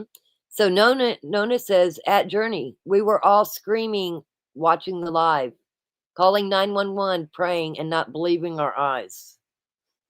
Jezebel says you had someone you were talking with. Oh my God. Are they still there? Yes. Oh, you mean on the panel? We got Christopher and Journey on the panel. Yeah, we're both here, Chris and me. I just staying in the mute section. Well, you know you can speak up and talk anytime. I know it. I'm actually Yeah. Rock more or handled the less gun situation very well. She survived. Yeah, that's. I think back Wow. about it. It was crazy. Absolutely crazy. And then I got served with a PFA order, and I had to go to court, and it got dropped. You It was did? nuts. I did. Yeah, got served with a protection Jesus order, and I Christ. fought it That's really goddamn redneck around there. because the sheriff of Texas County didn't want me going there, and I'd gotten wind that he had that there was paperwork that he was going to serve me at the courthouse. So when I got there, because court was that day, I pulled in the handicap. And you can bet, and I was live, and it's on live too. And he comes out to my car and gives me paperwork and drops a piece on the ground. And he was nervous as all get out, if you ask me. You can't stop people coming into your town and walking around the courts. You can't do that. It's public. Jezebel said, when you ran into Cullum, who were you in with? I was by myself. It was just me in my vehicle. Completely me. And then she gets in a strange man's car and goes for a ride in the country. all to get the news out. Yeah, one law says, in my opinion, the Oh local my authorities would have given them 150 hours community service if it hadn't been for the Rock Chalk family and News Nation. The case wouldn't have ended with arrest. I agree with that 1,000% too. That could I have think been the like judge, the that could yeah, have been like okay, the so Jesse Mac Butler case, right? If it wasn't for the news, nobody would know about that happened either. right. So Nona just brought something else up. We had the command center across from Four Corners, and we had been searching all day. I mean, I want to say it's 15, 16 hours, and everybody was back over at the command center, and there was different groups in different areas talking because a lot of us went searching and went different ways. Okay. And it was locals. Well, there was one, and she started freaking out and got in the car and was screaming at the other lady, "Let's go." Well, there was drones. We could hear them, but we couldn't see them. So there was drones where we were, and this was almost 2 weeks later. But we couldn't see we could hear them, but we couldn't see the drones, and they were flying around us. This collector's item says that day was awful because we were all watching but could do nothing. I'll never forget it. I know. I didn't think about it until afterwards, but yeah, if I'd have Yeah. died on the screen, oh my gosh, it'd been horrible. At least we would have known where you were. Do you know what I mean? Ah, so yeah, no, you would never forget that. So not only Oh my that, God. his mom filed the wrong paperwork. The paperwork she filed Mm-hmm. is, I want to say, was it a stalking paperwork? One of them you have to have had a relationship with the person, and the judge asked me, "Are you and her in a relationship?" I'm like, "No." Oh my God. Yeah, I'd explain that. So Nona says, admit your sexual domestic partnership with Dad's mom, Rock. We all know the real story. Ha, ha, ha. And that's true. That is They true. must have known that she was like that for them to No, ask. no, no, no, no. He filed the wrong paperwork, and the judge knew. There was so much crazy, corrupt Oh, shit you filed because that wrong. paperwork was supposed to go through Cimarron County, and that sheriff Oh, never saw that paperwork. Not once. oh, Not once. how they some dumb cops or something. I don't even remember who was on the panel, but I know Sophie was. I don't know who else was on the panel when that happened. I don't know. What's the None name of said there was a few of you. They said there was a few watching. yeah, Rock was all alone on a live with a few of us watching the whole thing. There was actually, I want to say 3,000 people in there watching that. Jason says corruption in Texas County runs deep. The protective order shouldn't even have been from Texas County. Flat ridiculous. Yeah, it had Boise City on it, and well, that county, I can't remember what the county is. And I went to the sheriff there. He was pissed because he never got any of that. Not a bit. He didn't even know I was getting served, and he's the one that should have been serving it, not Texas County. And he had So never seen this it. just proves that he probably don't see a lot that goes on. Doesn't get into his hands. Yeah, If he's crooked. telling the truth. If he's telling the truth. Oh, he was telling the truth. There's no doubt in my mind that that sheriff was telling the truth. Yeah, they bypass him like he's not Even the boss, they just And bypass he him. was an interim sheriff because the other guy, listen, they have a hard time with LE and bad LE in that area. But anyway, so when they had the next election, because I asked him this, because I had to go down there for that court. He wasn't running for sheriff, and I asked him. I said, "Why ain't you running for the sheriff?" He said he was 8 days from being a resident, having his residency, so he couldn't run. So anyway, they did the whole election, and Clint Twombly, Cole Twombly's cousin, got elected sheriff, even after his truck was used in the crime of this murder, and he had been outed out by Paul Grice in the preliminary that he was a misfit. This man still got elected sheriff, and the only reason he don't got it, so they say, is because his wife has cancer and has to go to Dallas a lot. So he didn't take that job. And guess who's the sheriff? The one that was 8 days shy from being a resident. That's who the sheriff is over there in Boise City now. Well, hopefully he can make a difference. One law says she's searching info on 2 missing ladies when she found Rock Chalk True Crime. Well, I'm so glad you found us, too. Absolutely. Cimarron County. Yes, thank you. It is Cimarron County. My brain's tired today. One law searching because you couldn't find anything about it. Yeah, That's crazy. She's saying that when the women went missing, it was really hard to find information. And it was. It was really hard. Christopher, I know you're on mute. What you got to say about all this? Did I leave something I else? say it was a crazy time. Say, let's finish watching the rest of this so we can discuss what we need to. Here we go. Okay, here we go. Parts in the murders, they got a deal and they avoided the death penalty. But Grandma Tiffany's other co-Ds, the other two co-defendants, Tad Cullum, her boyfriend, the one with the real cheesy beard, and Cole Twombly, that'd be Cora's husband, they're still awaiting trial, those two. I don't know.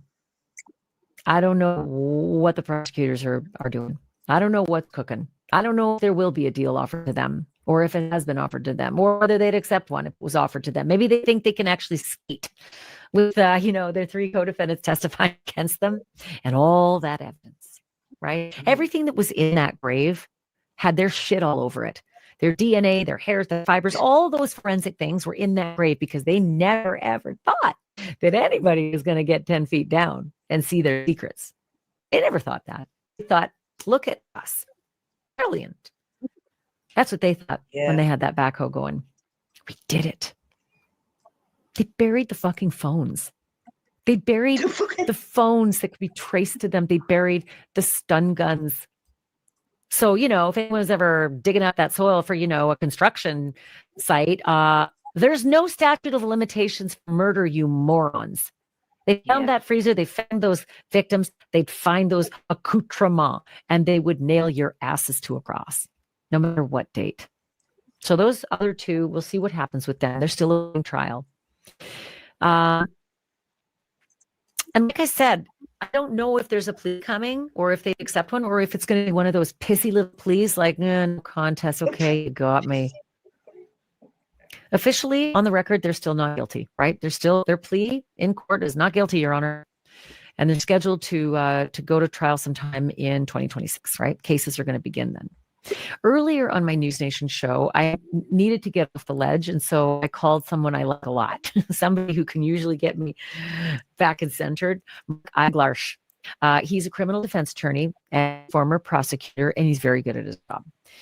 I started talking to him about the deal that Tiffany got, what she agreed to in court today, and why in hell, with all the evidence they had on her, why they even offered her a deal in the first place. And here's our conversation.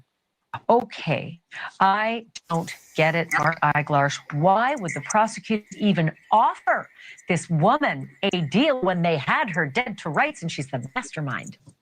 All right, so let's support your theory. First, let me concede that what she did was especially heinous, atrocious, and cruel, cold, calculated, and premeditated. All the words that you hear tossed around for cases that warrant the death penalty. Now, that said, the best negotiations are when both parties leave the table not getting exactly what they wanted. While the prosecution would love to see her on death row, the prosecution got her to spend the rest of her life in prison without the possibility of parole. The benefit they get is closure. They don't have to go to a trial. Plus, if they did proceed to try to get the death penalty, all 12 in Oklahoma would have to be unanimous. All it takes is one juror to say, I don't know, she once said, God bless you to somebody. I think that's good enough to spare her. Or I think having her live life in prison would be tougher for her than actually being alone on death row. I don't know what possible thought process they might have, but they have to be unanimous. But here's the most important thing, Ashley. Even once they get a conviction, and even if they get the death penalty and all 12 agree, then the appeals start. And you know about this. This will go on for decades. And I researched this. In Oklahoma, almost half of those who get the death penalty, those convictions are reversed on appeal. Either the sentence or the conviction then is reversed. That is an insane number. We really want to do this all over again in a couple of decades? I don't think so. Well, and 5 times over, because there's 5 of them in this conspiracy, right? And yeah, at about 10 million per death penalty, that's a lot of money to put these people away.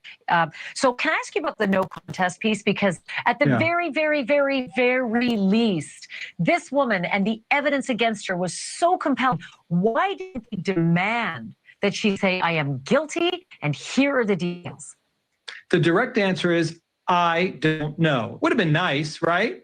But it's not something that's that atypical. Most of my clients plead no contest, even when they're absolutely guilty of it. It just gets us to the potential sentence. It really doesn't have any impact. She will absolutely never get out of prison. She's pleading and getting life without the possibility of parole, and that's it. I know we would love to hear her say, I'm guilty, and even give testimony if somehow that's helpful. But the prosecutors didn't think it was necessary.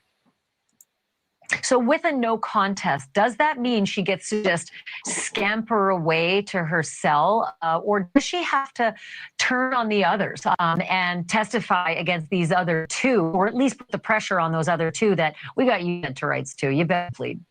Separate issues. So no contest simply means not admitting it, you're not contesting it. It's a way to get you to take the plea and you move on. The separate question is, will she, as part of her plea, offer testimony against the others? And specifically, the plea that I read didn't call for testimony against the other 2, either because prosecutors feel they have a strong enough case without her, and or because she's garbage.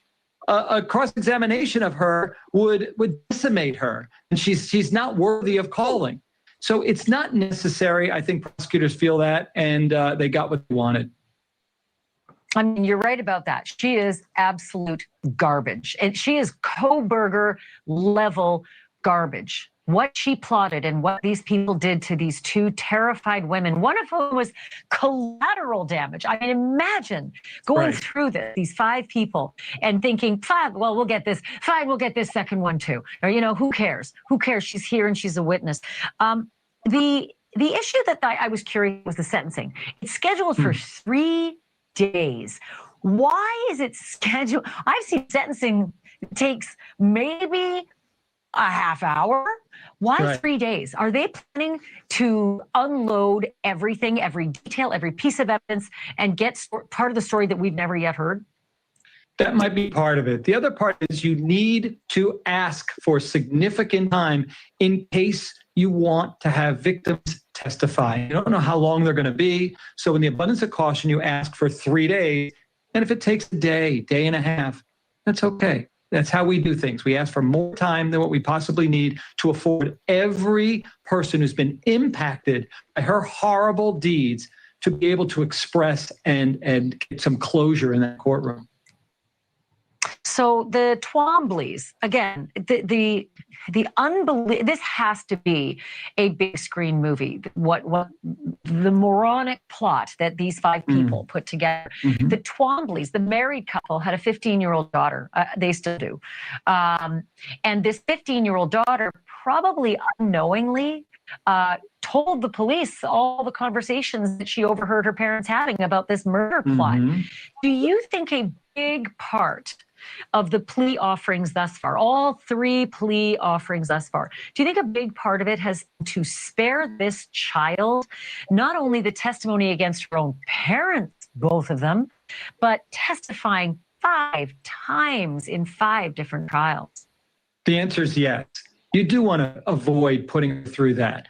But if prosecutors didn't get what they wanted, they would have put her through that.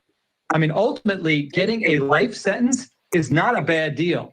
Unless the crime occurred in front of a busload of nuns, and even if it does, there's no slam dunks. I disagree with you, Ashley. I met you during the Casey Anthony case, if you remember. And during that time period when we shared an umbrella when it was raining, we saw a case that we thought was a slam dunk. And the jurors, believing she was guilty, walked out of that jury room in tears because, well, we know she did something, but we can't say, was it first, was it second, was it third? There's never a slam dunk. You don't know that. Anyone who's been around the criminal justice system knows that when you can get somebody to plead guilty and waive their right to appeal, so they go to their prison and we don't hear from them and they're done, there's a value to that. Yeah, I learned my lesson in October of 1995 to O.J. Simpson. To me, that was the slam dunk that never was. And I'll tell you what, it informed me as a crime reporter to give the benefit of the doubt and listen and never assume, because weird stuff happens. You know what I was going to say. Hey, Mark Egglush, I appreciate your wisdom on all of this. You have to talk me off the ledge a little, but I feel like we're going to have a lot more of these plea deals, given how hard the death penalty has become and given how expensive it is too. Thank you, Ashley. Appreciate you having me on. Oops. Anyway, that was the end. Okay, Christopher, we got through it. Yeah. Well, he's definitely right there. There's no slam dunk, and yeah, these guys, we already seen. If she got to be just the granny's plea in her own, if she got that plea passed through and they signed off on whatever the thing is, that was a good buddy deal, if anything else. Oh, absolutely. And then, Guaranteed. you know, from the get-go, you know, I'm not usually a government conspiracy person and stuff like that, but at the beginning, like when they would bring all 5 over for court, just the way they brought them over for court, some of them had their hands up front, and yeah, they weren't doing no complete policy. And the officers had their guns right next to, like, on the same hip that is on the inside where the perpetrator, the suspect, is walking. Also, remember we found a paperclip on the ground? Well, actually, we didn't. It was Channel 10 did. Yeah, the news guy found that. He was filming in on it, going, "Look at this. There's some contraband." Yeah, that's just one thing. And then over there, they've got a train that goes through there, and there's no way to get to the jail from the courthouse without using them railroad tracks, and no way to get from the jail to the courthouse. Them railroad tracks are there, and they're long trains. So, you know, we talked about a lot of stuff, like the way Tad was looking around, like he had some kind of plan going, like he's looking for people. I mean, we definitely had our eyes open to everything that was going on. Like I say, if this would be his last chance at anything, is this hearing coming up. If he gets drugged there, that'd be his last time going to that courthouse, wouldn't it? Well, guess he'd have to go back for sentencing, but. Right. This is our buddy Ernest. This is our buddy Ernest right here, Pueblo. He's got a boxing channel. He's a great, great guy. As a matter of fact, they got a live boxing event tomorrow night. Something different. That's not true crime. If anybody's interested, I don't know how long he's going to be here. We do appreciate him coming by. He's been following this case. Probably, I don't know how long it's been. Probably 9-10 months. But anyway, we appreciate him here. Anyway, go on, Christopher. Yeah, he was saying they put him in the freezer or refrigerator. Yeah, that's they really had, I want to say, a well thought out plan that was very much influenced from, obviously, Tad was the mastermind of that. We can do this and we can do that. If he was the one doing all the planning ahead, then they just counted on Paul to be the gunslinger or the dirty hand. That's, I don't know, that's crazy. It's crazy. They should be able to wrap all these up on death penalty. I mean, they shouldn't need to deal with many of them. Right. And then they had that judge from Elkhart, which is right there in the Panhandle, that was business partners with Tad. Okay. Yep. And then even after Tad got arrested, guy goes and talks to Brian Enton with News Nation, talks about how Tad's a great guy, and they're still friends, even though he's been murdered or been arrested for these murders. And I mean, even that guy seemed shady as hell. That judge from Elkhart. I mean, I'm not so sure. I don't know who's the misfits and who's not, but I'm not so sure he could be or could not. I don't know. I don't know either. She was reading some of that transcript finally, that Carrie was, and I don't know how much she actually read, but somebody sent me a clip to that. Is that the one where they said Tara told her, "Hurry up, get it off the screen, get it off the screen"? Yeah, because it had someone's name on there. Yeah. Yeah, it's got a lot of names in there. Yeah, because they were, then she just went to reading it. They didn't put any more up on the screen. And like I said, they went through a lot of things there, or was trying. That was where I got a little more information about what Paul actually testified to. Nobody's actually read what Cora testified to. That's the one that I would like to hear. We did. We actually did. We went through both of them, but we need to do it again. But we did do a live, and we went through both of them. I think that must have been when I didn't have no internet. Could be. We 'Cause that'd be the definitely. only- Yeah, must be, because I didn't, like I say, that's what I would like to see. And yeah, that's what she Well- was trying to save. And I know she was trying to get this plea deal for her husband too, because that was signed off on that day. And I know it showed up on KSN's thing, because they even made a thing about it. I tried to look it up. Well, I'll still look it up and we'll go over it Sunday, but you're probably right. One law says they could have cured the problem with a guilty plea, but a no law for murder, throw the dice on a trial, and move to OKC or Tulsa. Yeah. But they got the civil suit, so she's not admitting guilt. And I mean, maybe that's.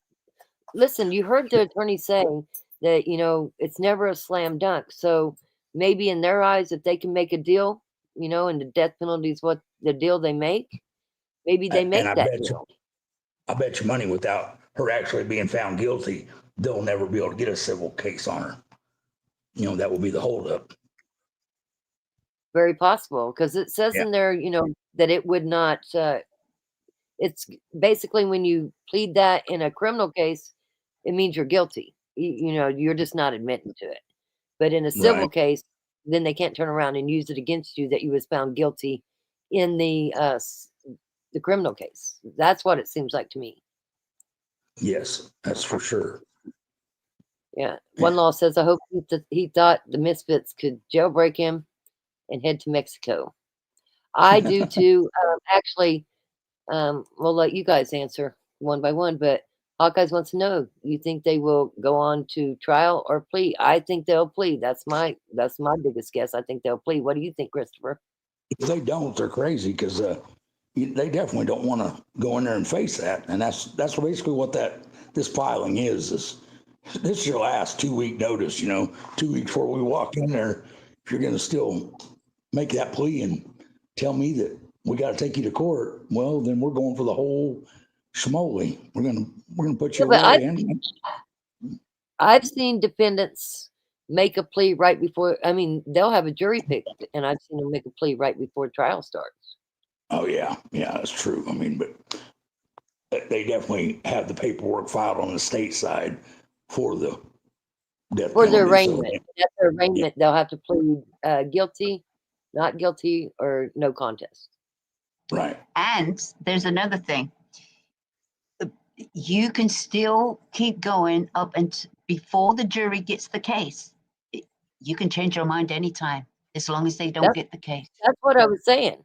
The 11th hour, you can change your mind. I think you can change it even once you start a trial. I don't think there's a time limit. Like, I mean, the trial's going to go on, but I don't think. No, I mean, once the trial is, the trial has been going on, and the jury's going to get the case, you can say, "Hold on." As long as you can say you offer. Yeah, you can say, they have to take it, hold on. As long as the jury don't have the case, you can go up right there. It could be an hour before they get it. You could be in closing arguments. You could have the judge reading the jury instructions, final instructions, and they can change their mind at any moment. But once they get it, you can't. Well, maybe you can, but I don't think you can. Yeah, and I just wanted to say another thing. They got lawyers. I don't know if they're private lawyers or not, but are they death penalty qualified? Because that will, if they're not, that will hold up the case. Yes, they are death penalty qualified, and the only one that has a private attorney is Tad Cullum, and his attorney she's got a Facebook page. She's a bad bitch. She gets out a lot. That's good.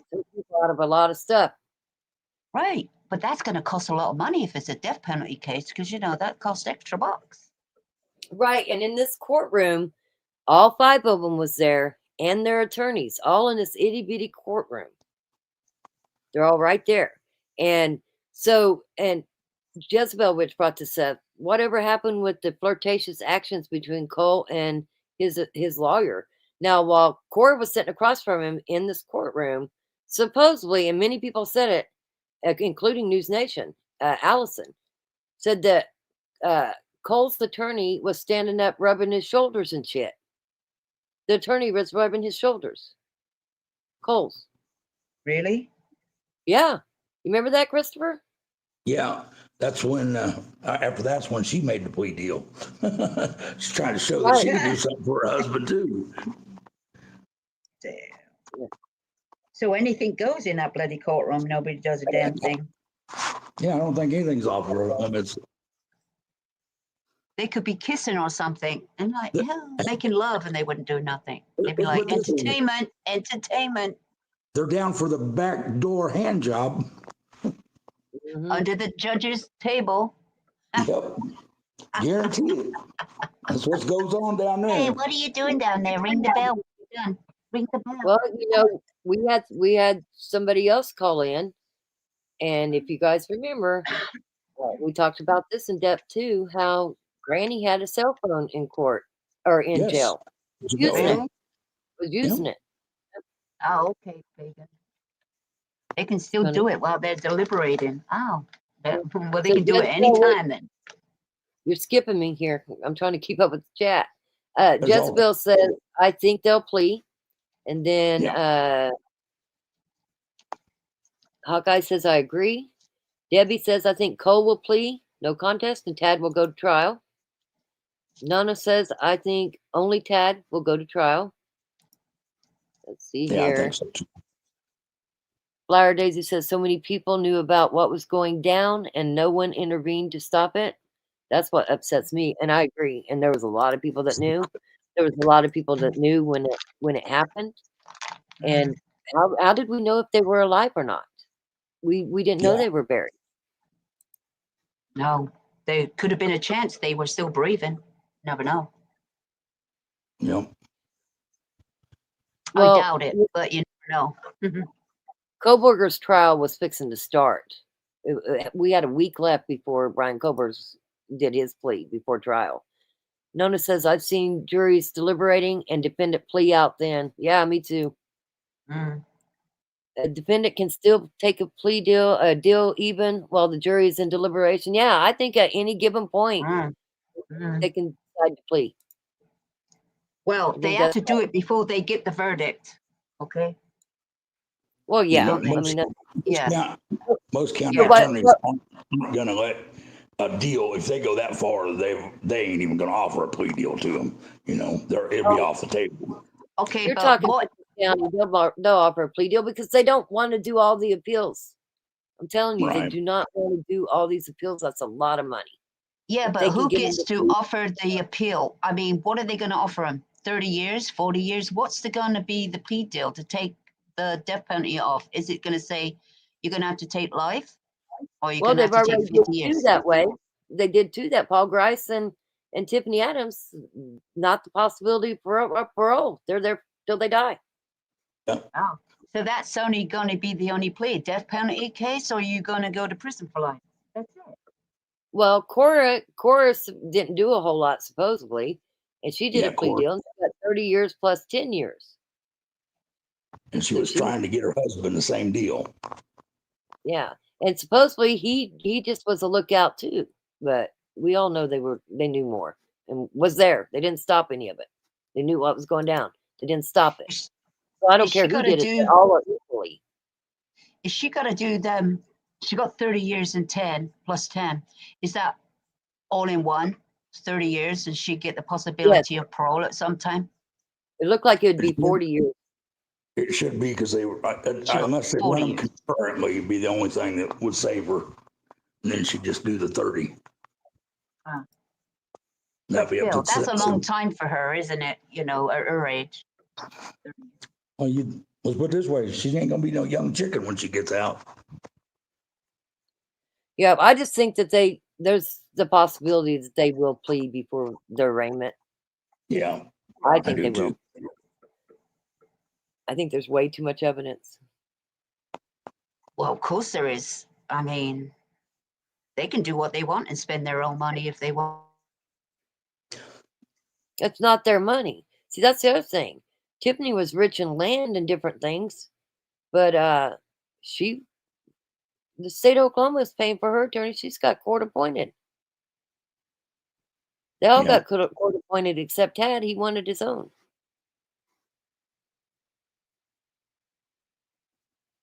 So she qualified for court appointed. I don't know how, but she did.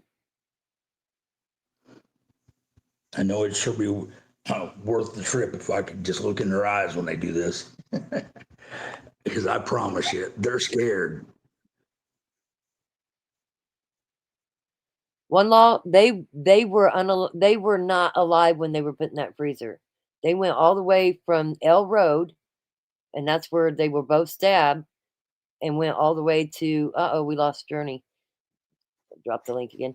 But they were dead in that horse trailer. So before Right. they got put in the freezer, they were gone, because she says they were still breathing within a few minutes of the freezer being closed. No, I don't think so. I think they both were completely gone when they were put in that freezer, from everything that we've seen. Yeah. Obviously, they used the bucket. He had to change to the bucket to put her into that freezer. And I don't know where I got that testimony, but that was somewhere that was read that's what they. That was in the preliminary. Paul Grice talked about it. Okay, Paul Because they couldn't Grice, that's what. lift her, Yeah. so he went and got the skidster, and that's how they lifted her. Yep. Yeah, they definitely. And Tad was there, or should say, yeah, he was there on that one. Or Cole Twombly. That was at Beasley's place anyway. Yeah, I think Cole was there though too, because he brought him clothes. Well, all the stabbings happened at L Road, and the way they were stabbed, there's no way they were still alive to be put in that freezer. Right. No. But that's my opinion. From the autopsies and stuff, it looks like no way. Yeah, they were there at the L Road. They were unalive there. Mm-hmm. Definitely want to keep. Well, I'll go through all my stuff and see if I can't find that paperwork, and Sunday we'll go over it. I'm gonna look for the one that where I do remember where it was chicken scratched and handwritten. That was a plea deal that when Cora took hers. That was. And I remember people talking about it. I remember us talking about it. We wasn't sure. Going, what did he get the 30-year too? And he even crossed out and put that in there. And you could tell I remember that on one of them. You could see where it was his writing because it matched the signature. It didn't even look like it was the attorney that did it. Yeah. Safe travels, Jonah. Chicago tomorrow, huh? Yes. Have a good trip. Yeah, be safe. That's what we need. Father God, we need some of your guidance and your expertise. Father God, we ask for you to protect all of our family and whatever they're doing this week, whether it's traveling or just hanging around the house. We also ask for some healing. We're still down some. We got a few that we're back in health, and we definitely want to put a hedge of protection on Wrangler and his family being back together and make that go as smooth as possible. And if there's anything you can do to buffer the actions that's already in those kids' heads, please do that, Father God. We thank you for everything that you do, and we know you're going to look out for our family. We got proof. We got a set of twins. We got a few other things that we've watched you do. Thank you, Father God. Amen. Amen. I should have told you before this. I talked to Beach Baby today, and she had an accident, and she's been laid up in bed for over 2 weeks. So, and you got that prayer in on her. Is she doing better, or she's been laid up? You say, huh? Well, definitely doing okay. haven't been able to get out of bed for over 2 weeks. Wow. Yeah, we definitely need some healing, Father God. And Definitely. I talked to Thank Connie you. about she's got a lot of family stuff going on, but she's still Right. around. Yeah, I haven't seen her name for a while. Well, I There's messaged her and she said she just had a lot of personal stuff going on. I said, okay. that her name always makes me laugh. So I just Right. One law says I was saying they were not still breathing because someone said they could have still been breathing. In my opinion, they were brain dead before being put in freezer. Yeah, you're right. yeah, they definitely were. Yeah, we know a lot of things after the autopsy come back, but they didn't know that for 14 days, you know. Right. And that was my thing, and I said it on every live. We didn't, as far as us concerned, they were still alive. We had no bodies. So they were still alive somewhere. Somewhere. They should have been treated that way anyway. Absolutely. Although obviously they had a lot more evidence at that car than what they were releasing. And just really, man, I don't know. I want to see them photos. Sorry. Oh yeah. Can I we doubt hold them up and get will. No, I guarantee you, but that will be washed under the table. But I would love to have seen that. What the initial. When you're saying photos so that people don't take this sideways, you're meaning the whole case. You're wanting to know all the evidence, physical evidence Yes. that they got Yeah. in this case. Well, you're not saying you want to see their bodies because you're sick and demented. You want to see the whole case. No, not the photos of that. I'm talking about the photos of the crime scene. When they Right. first went to the car, the cops, there had to be something tremendous there that stopped them from even wanting to search. In order, and the way it sounds, there was quite a bit of blood on the ground and everything. But I went there and we'll have to pull that too. There was one spot and it had kitty litter on it. It wasn't that big. Right. I mean, it looked like an oil spot. It wasn't like it was just totally. Right. Well, like I say, that would be the only side wash if OSBI was having that type of information and they were just trying to find where they hit them. So they let everything go. Maybe they knew that much, but because it wasn't 3 or 4 days when CW talked. It wasn't very long afterwards, was it? Well, no, that happened on a Saturday. You went all the way to the next Saturday, and then I want to say it was that Thursday that we had heard that the babysitter, the German babysitter, had went to the police. Right. And then they got arrested on that Saturday. The bodies were found on that Sunday. So it was 10 days before they talked to CW, I know. Flower daisies, you're right. Remember, the whole community knew they were dead by their lack of looking. Did they think that we would just go home and forget about it and then they could just go along their way? They would have never looked twice if somebody hadn't been there. I agree. I don't believe any of this it wouldn't have been solved. It would have been another Oklahoma wash under the rug and go the other way. Seems like that's very well a possibility. Mm-hmm. They definitely wasn't looking. They definitely wasn't looking, that's for sure.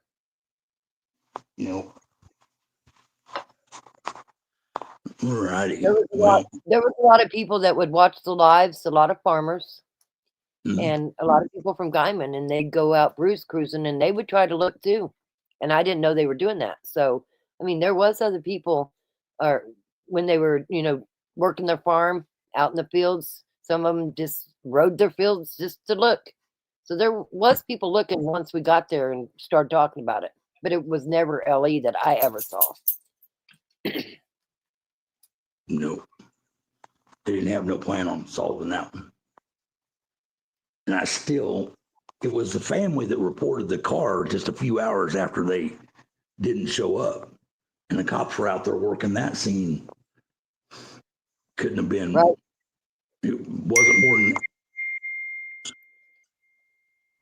Deb, you're right. Anyone that knew, are they misfits? Like, are they all misfits? Why didn't they tell that they knew?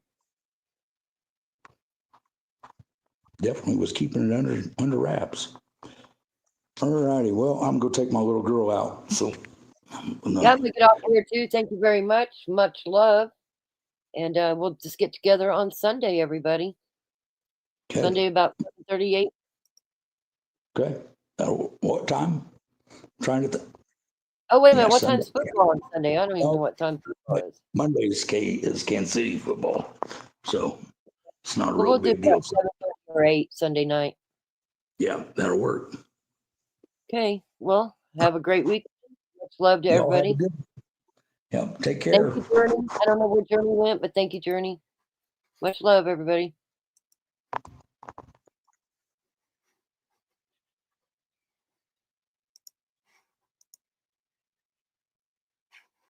Called on the neighbors, warned the town. The rocket jump crew is messing around.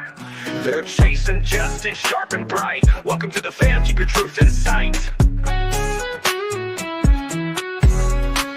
Deb C's got receipts from 1882. Hacked the database with a can of glue.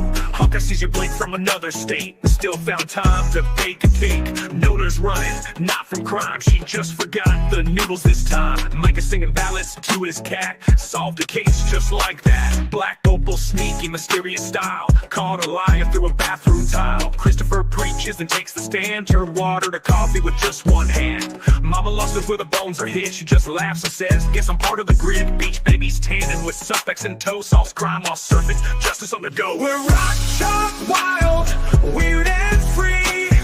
Breaking down lies, men waxing spree. Truth, drama, and twists for days. We solve cold cases in chaotic ways. Dance like a suspect caught on tape. Delightfully chaotic, got rage and style. She filed an FOI right from the mile. Lavender sweet till the plot gets thick. She solved the riddle with a selfie stick. Gail's got gossip, it's top secret grade. She got the case with a pink band-aid. Jane speeding through charts and maps on display. Racing for truth, she's blazing the way. Ostrichen boots with an attitude. Pecking the facts and serving the truth. Pete Young is composing the justice jam. With a mic in one hand and a jar of jam. Jezebel's casting spells in court. Summoned a witness in unicorn shorts. Beautiful Holly case just glowing bright. She don't argue, she sparkles you right. Leroy snoozing with a solve file stack. He solved 5 cases and still took a nap. American honey, sugar, sass, and sting. Made the perp confess with a mood ring. Tiny Tots rides in on a scooter of doom. Throws glitter bombs right on target zoom. Girly girl's got a side eye that kills. She found the motive using puppy squeal skills. Rock Chalk Squad, we're a little crazy. We solve the puzzles and break the routine daily. We investigate, laugh, and keep spirits high. We're the funniest justice family, give us a try. Chaos, flare witness law, we're rock chalk, stand back in awe.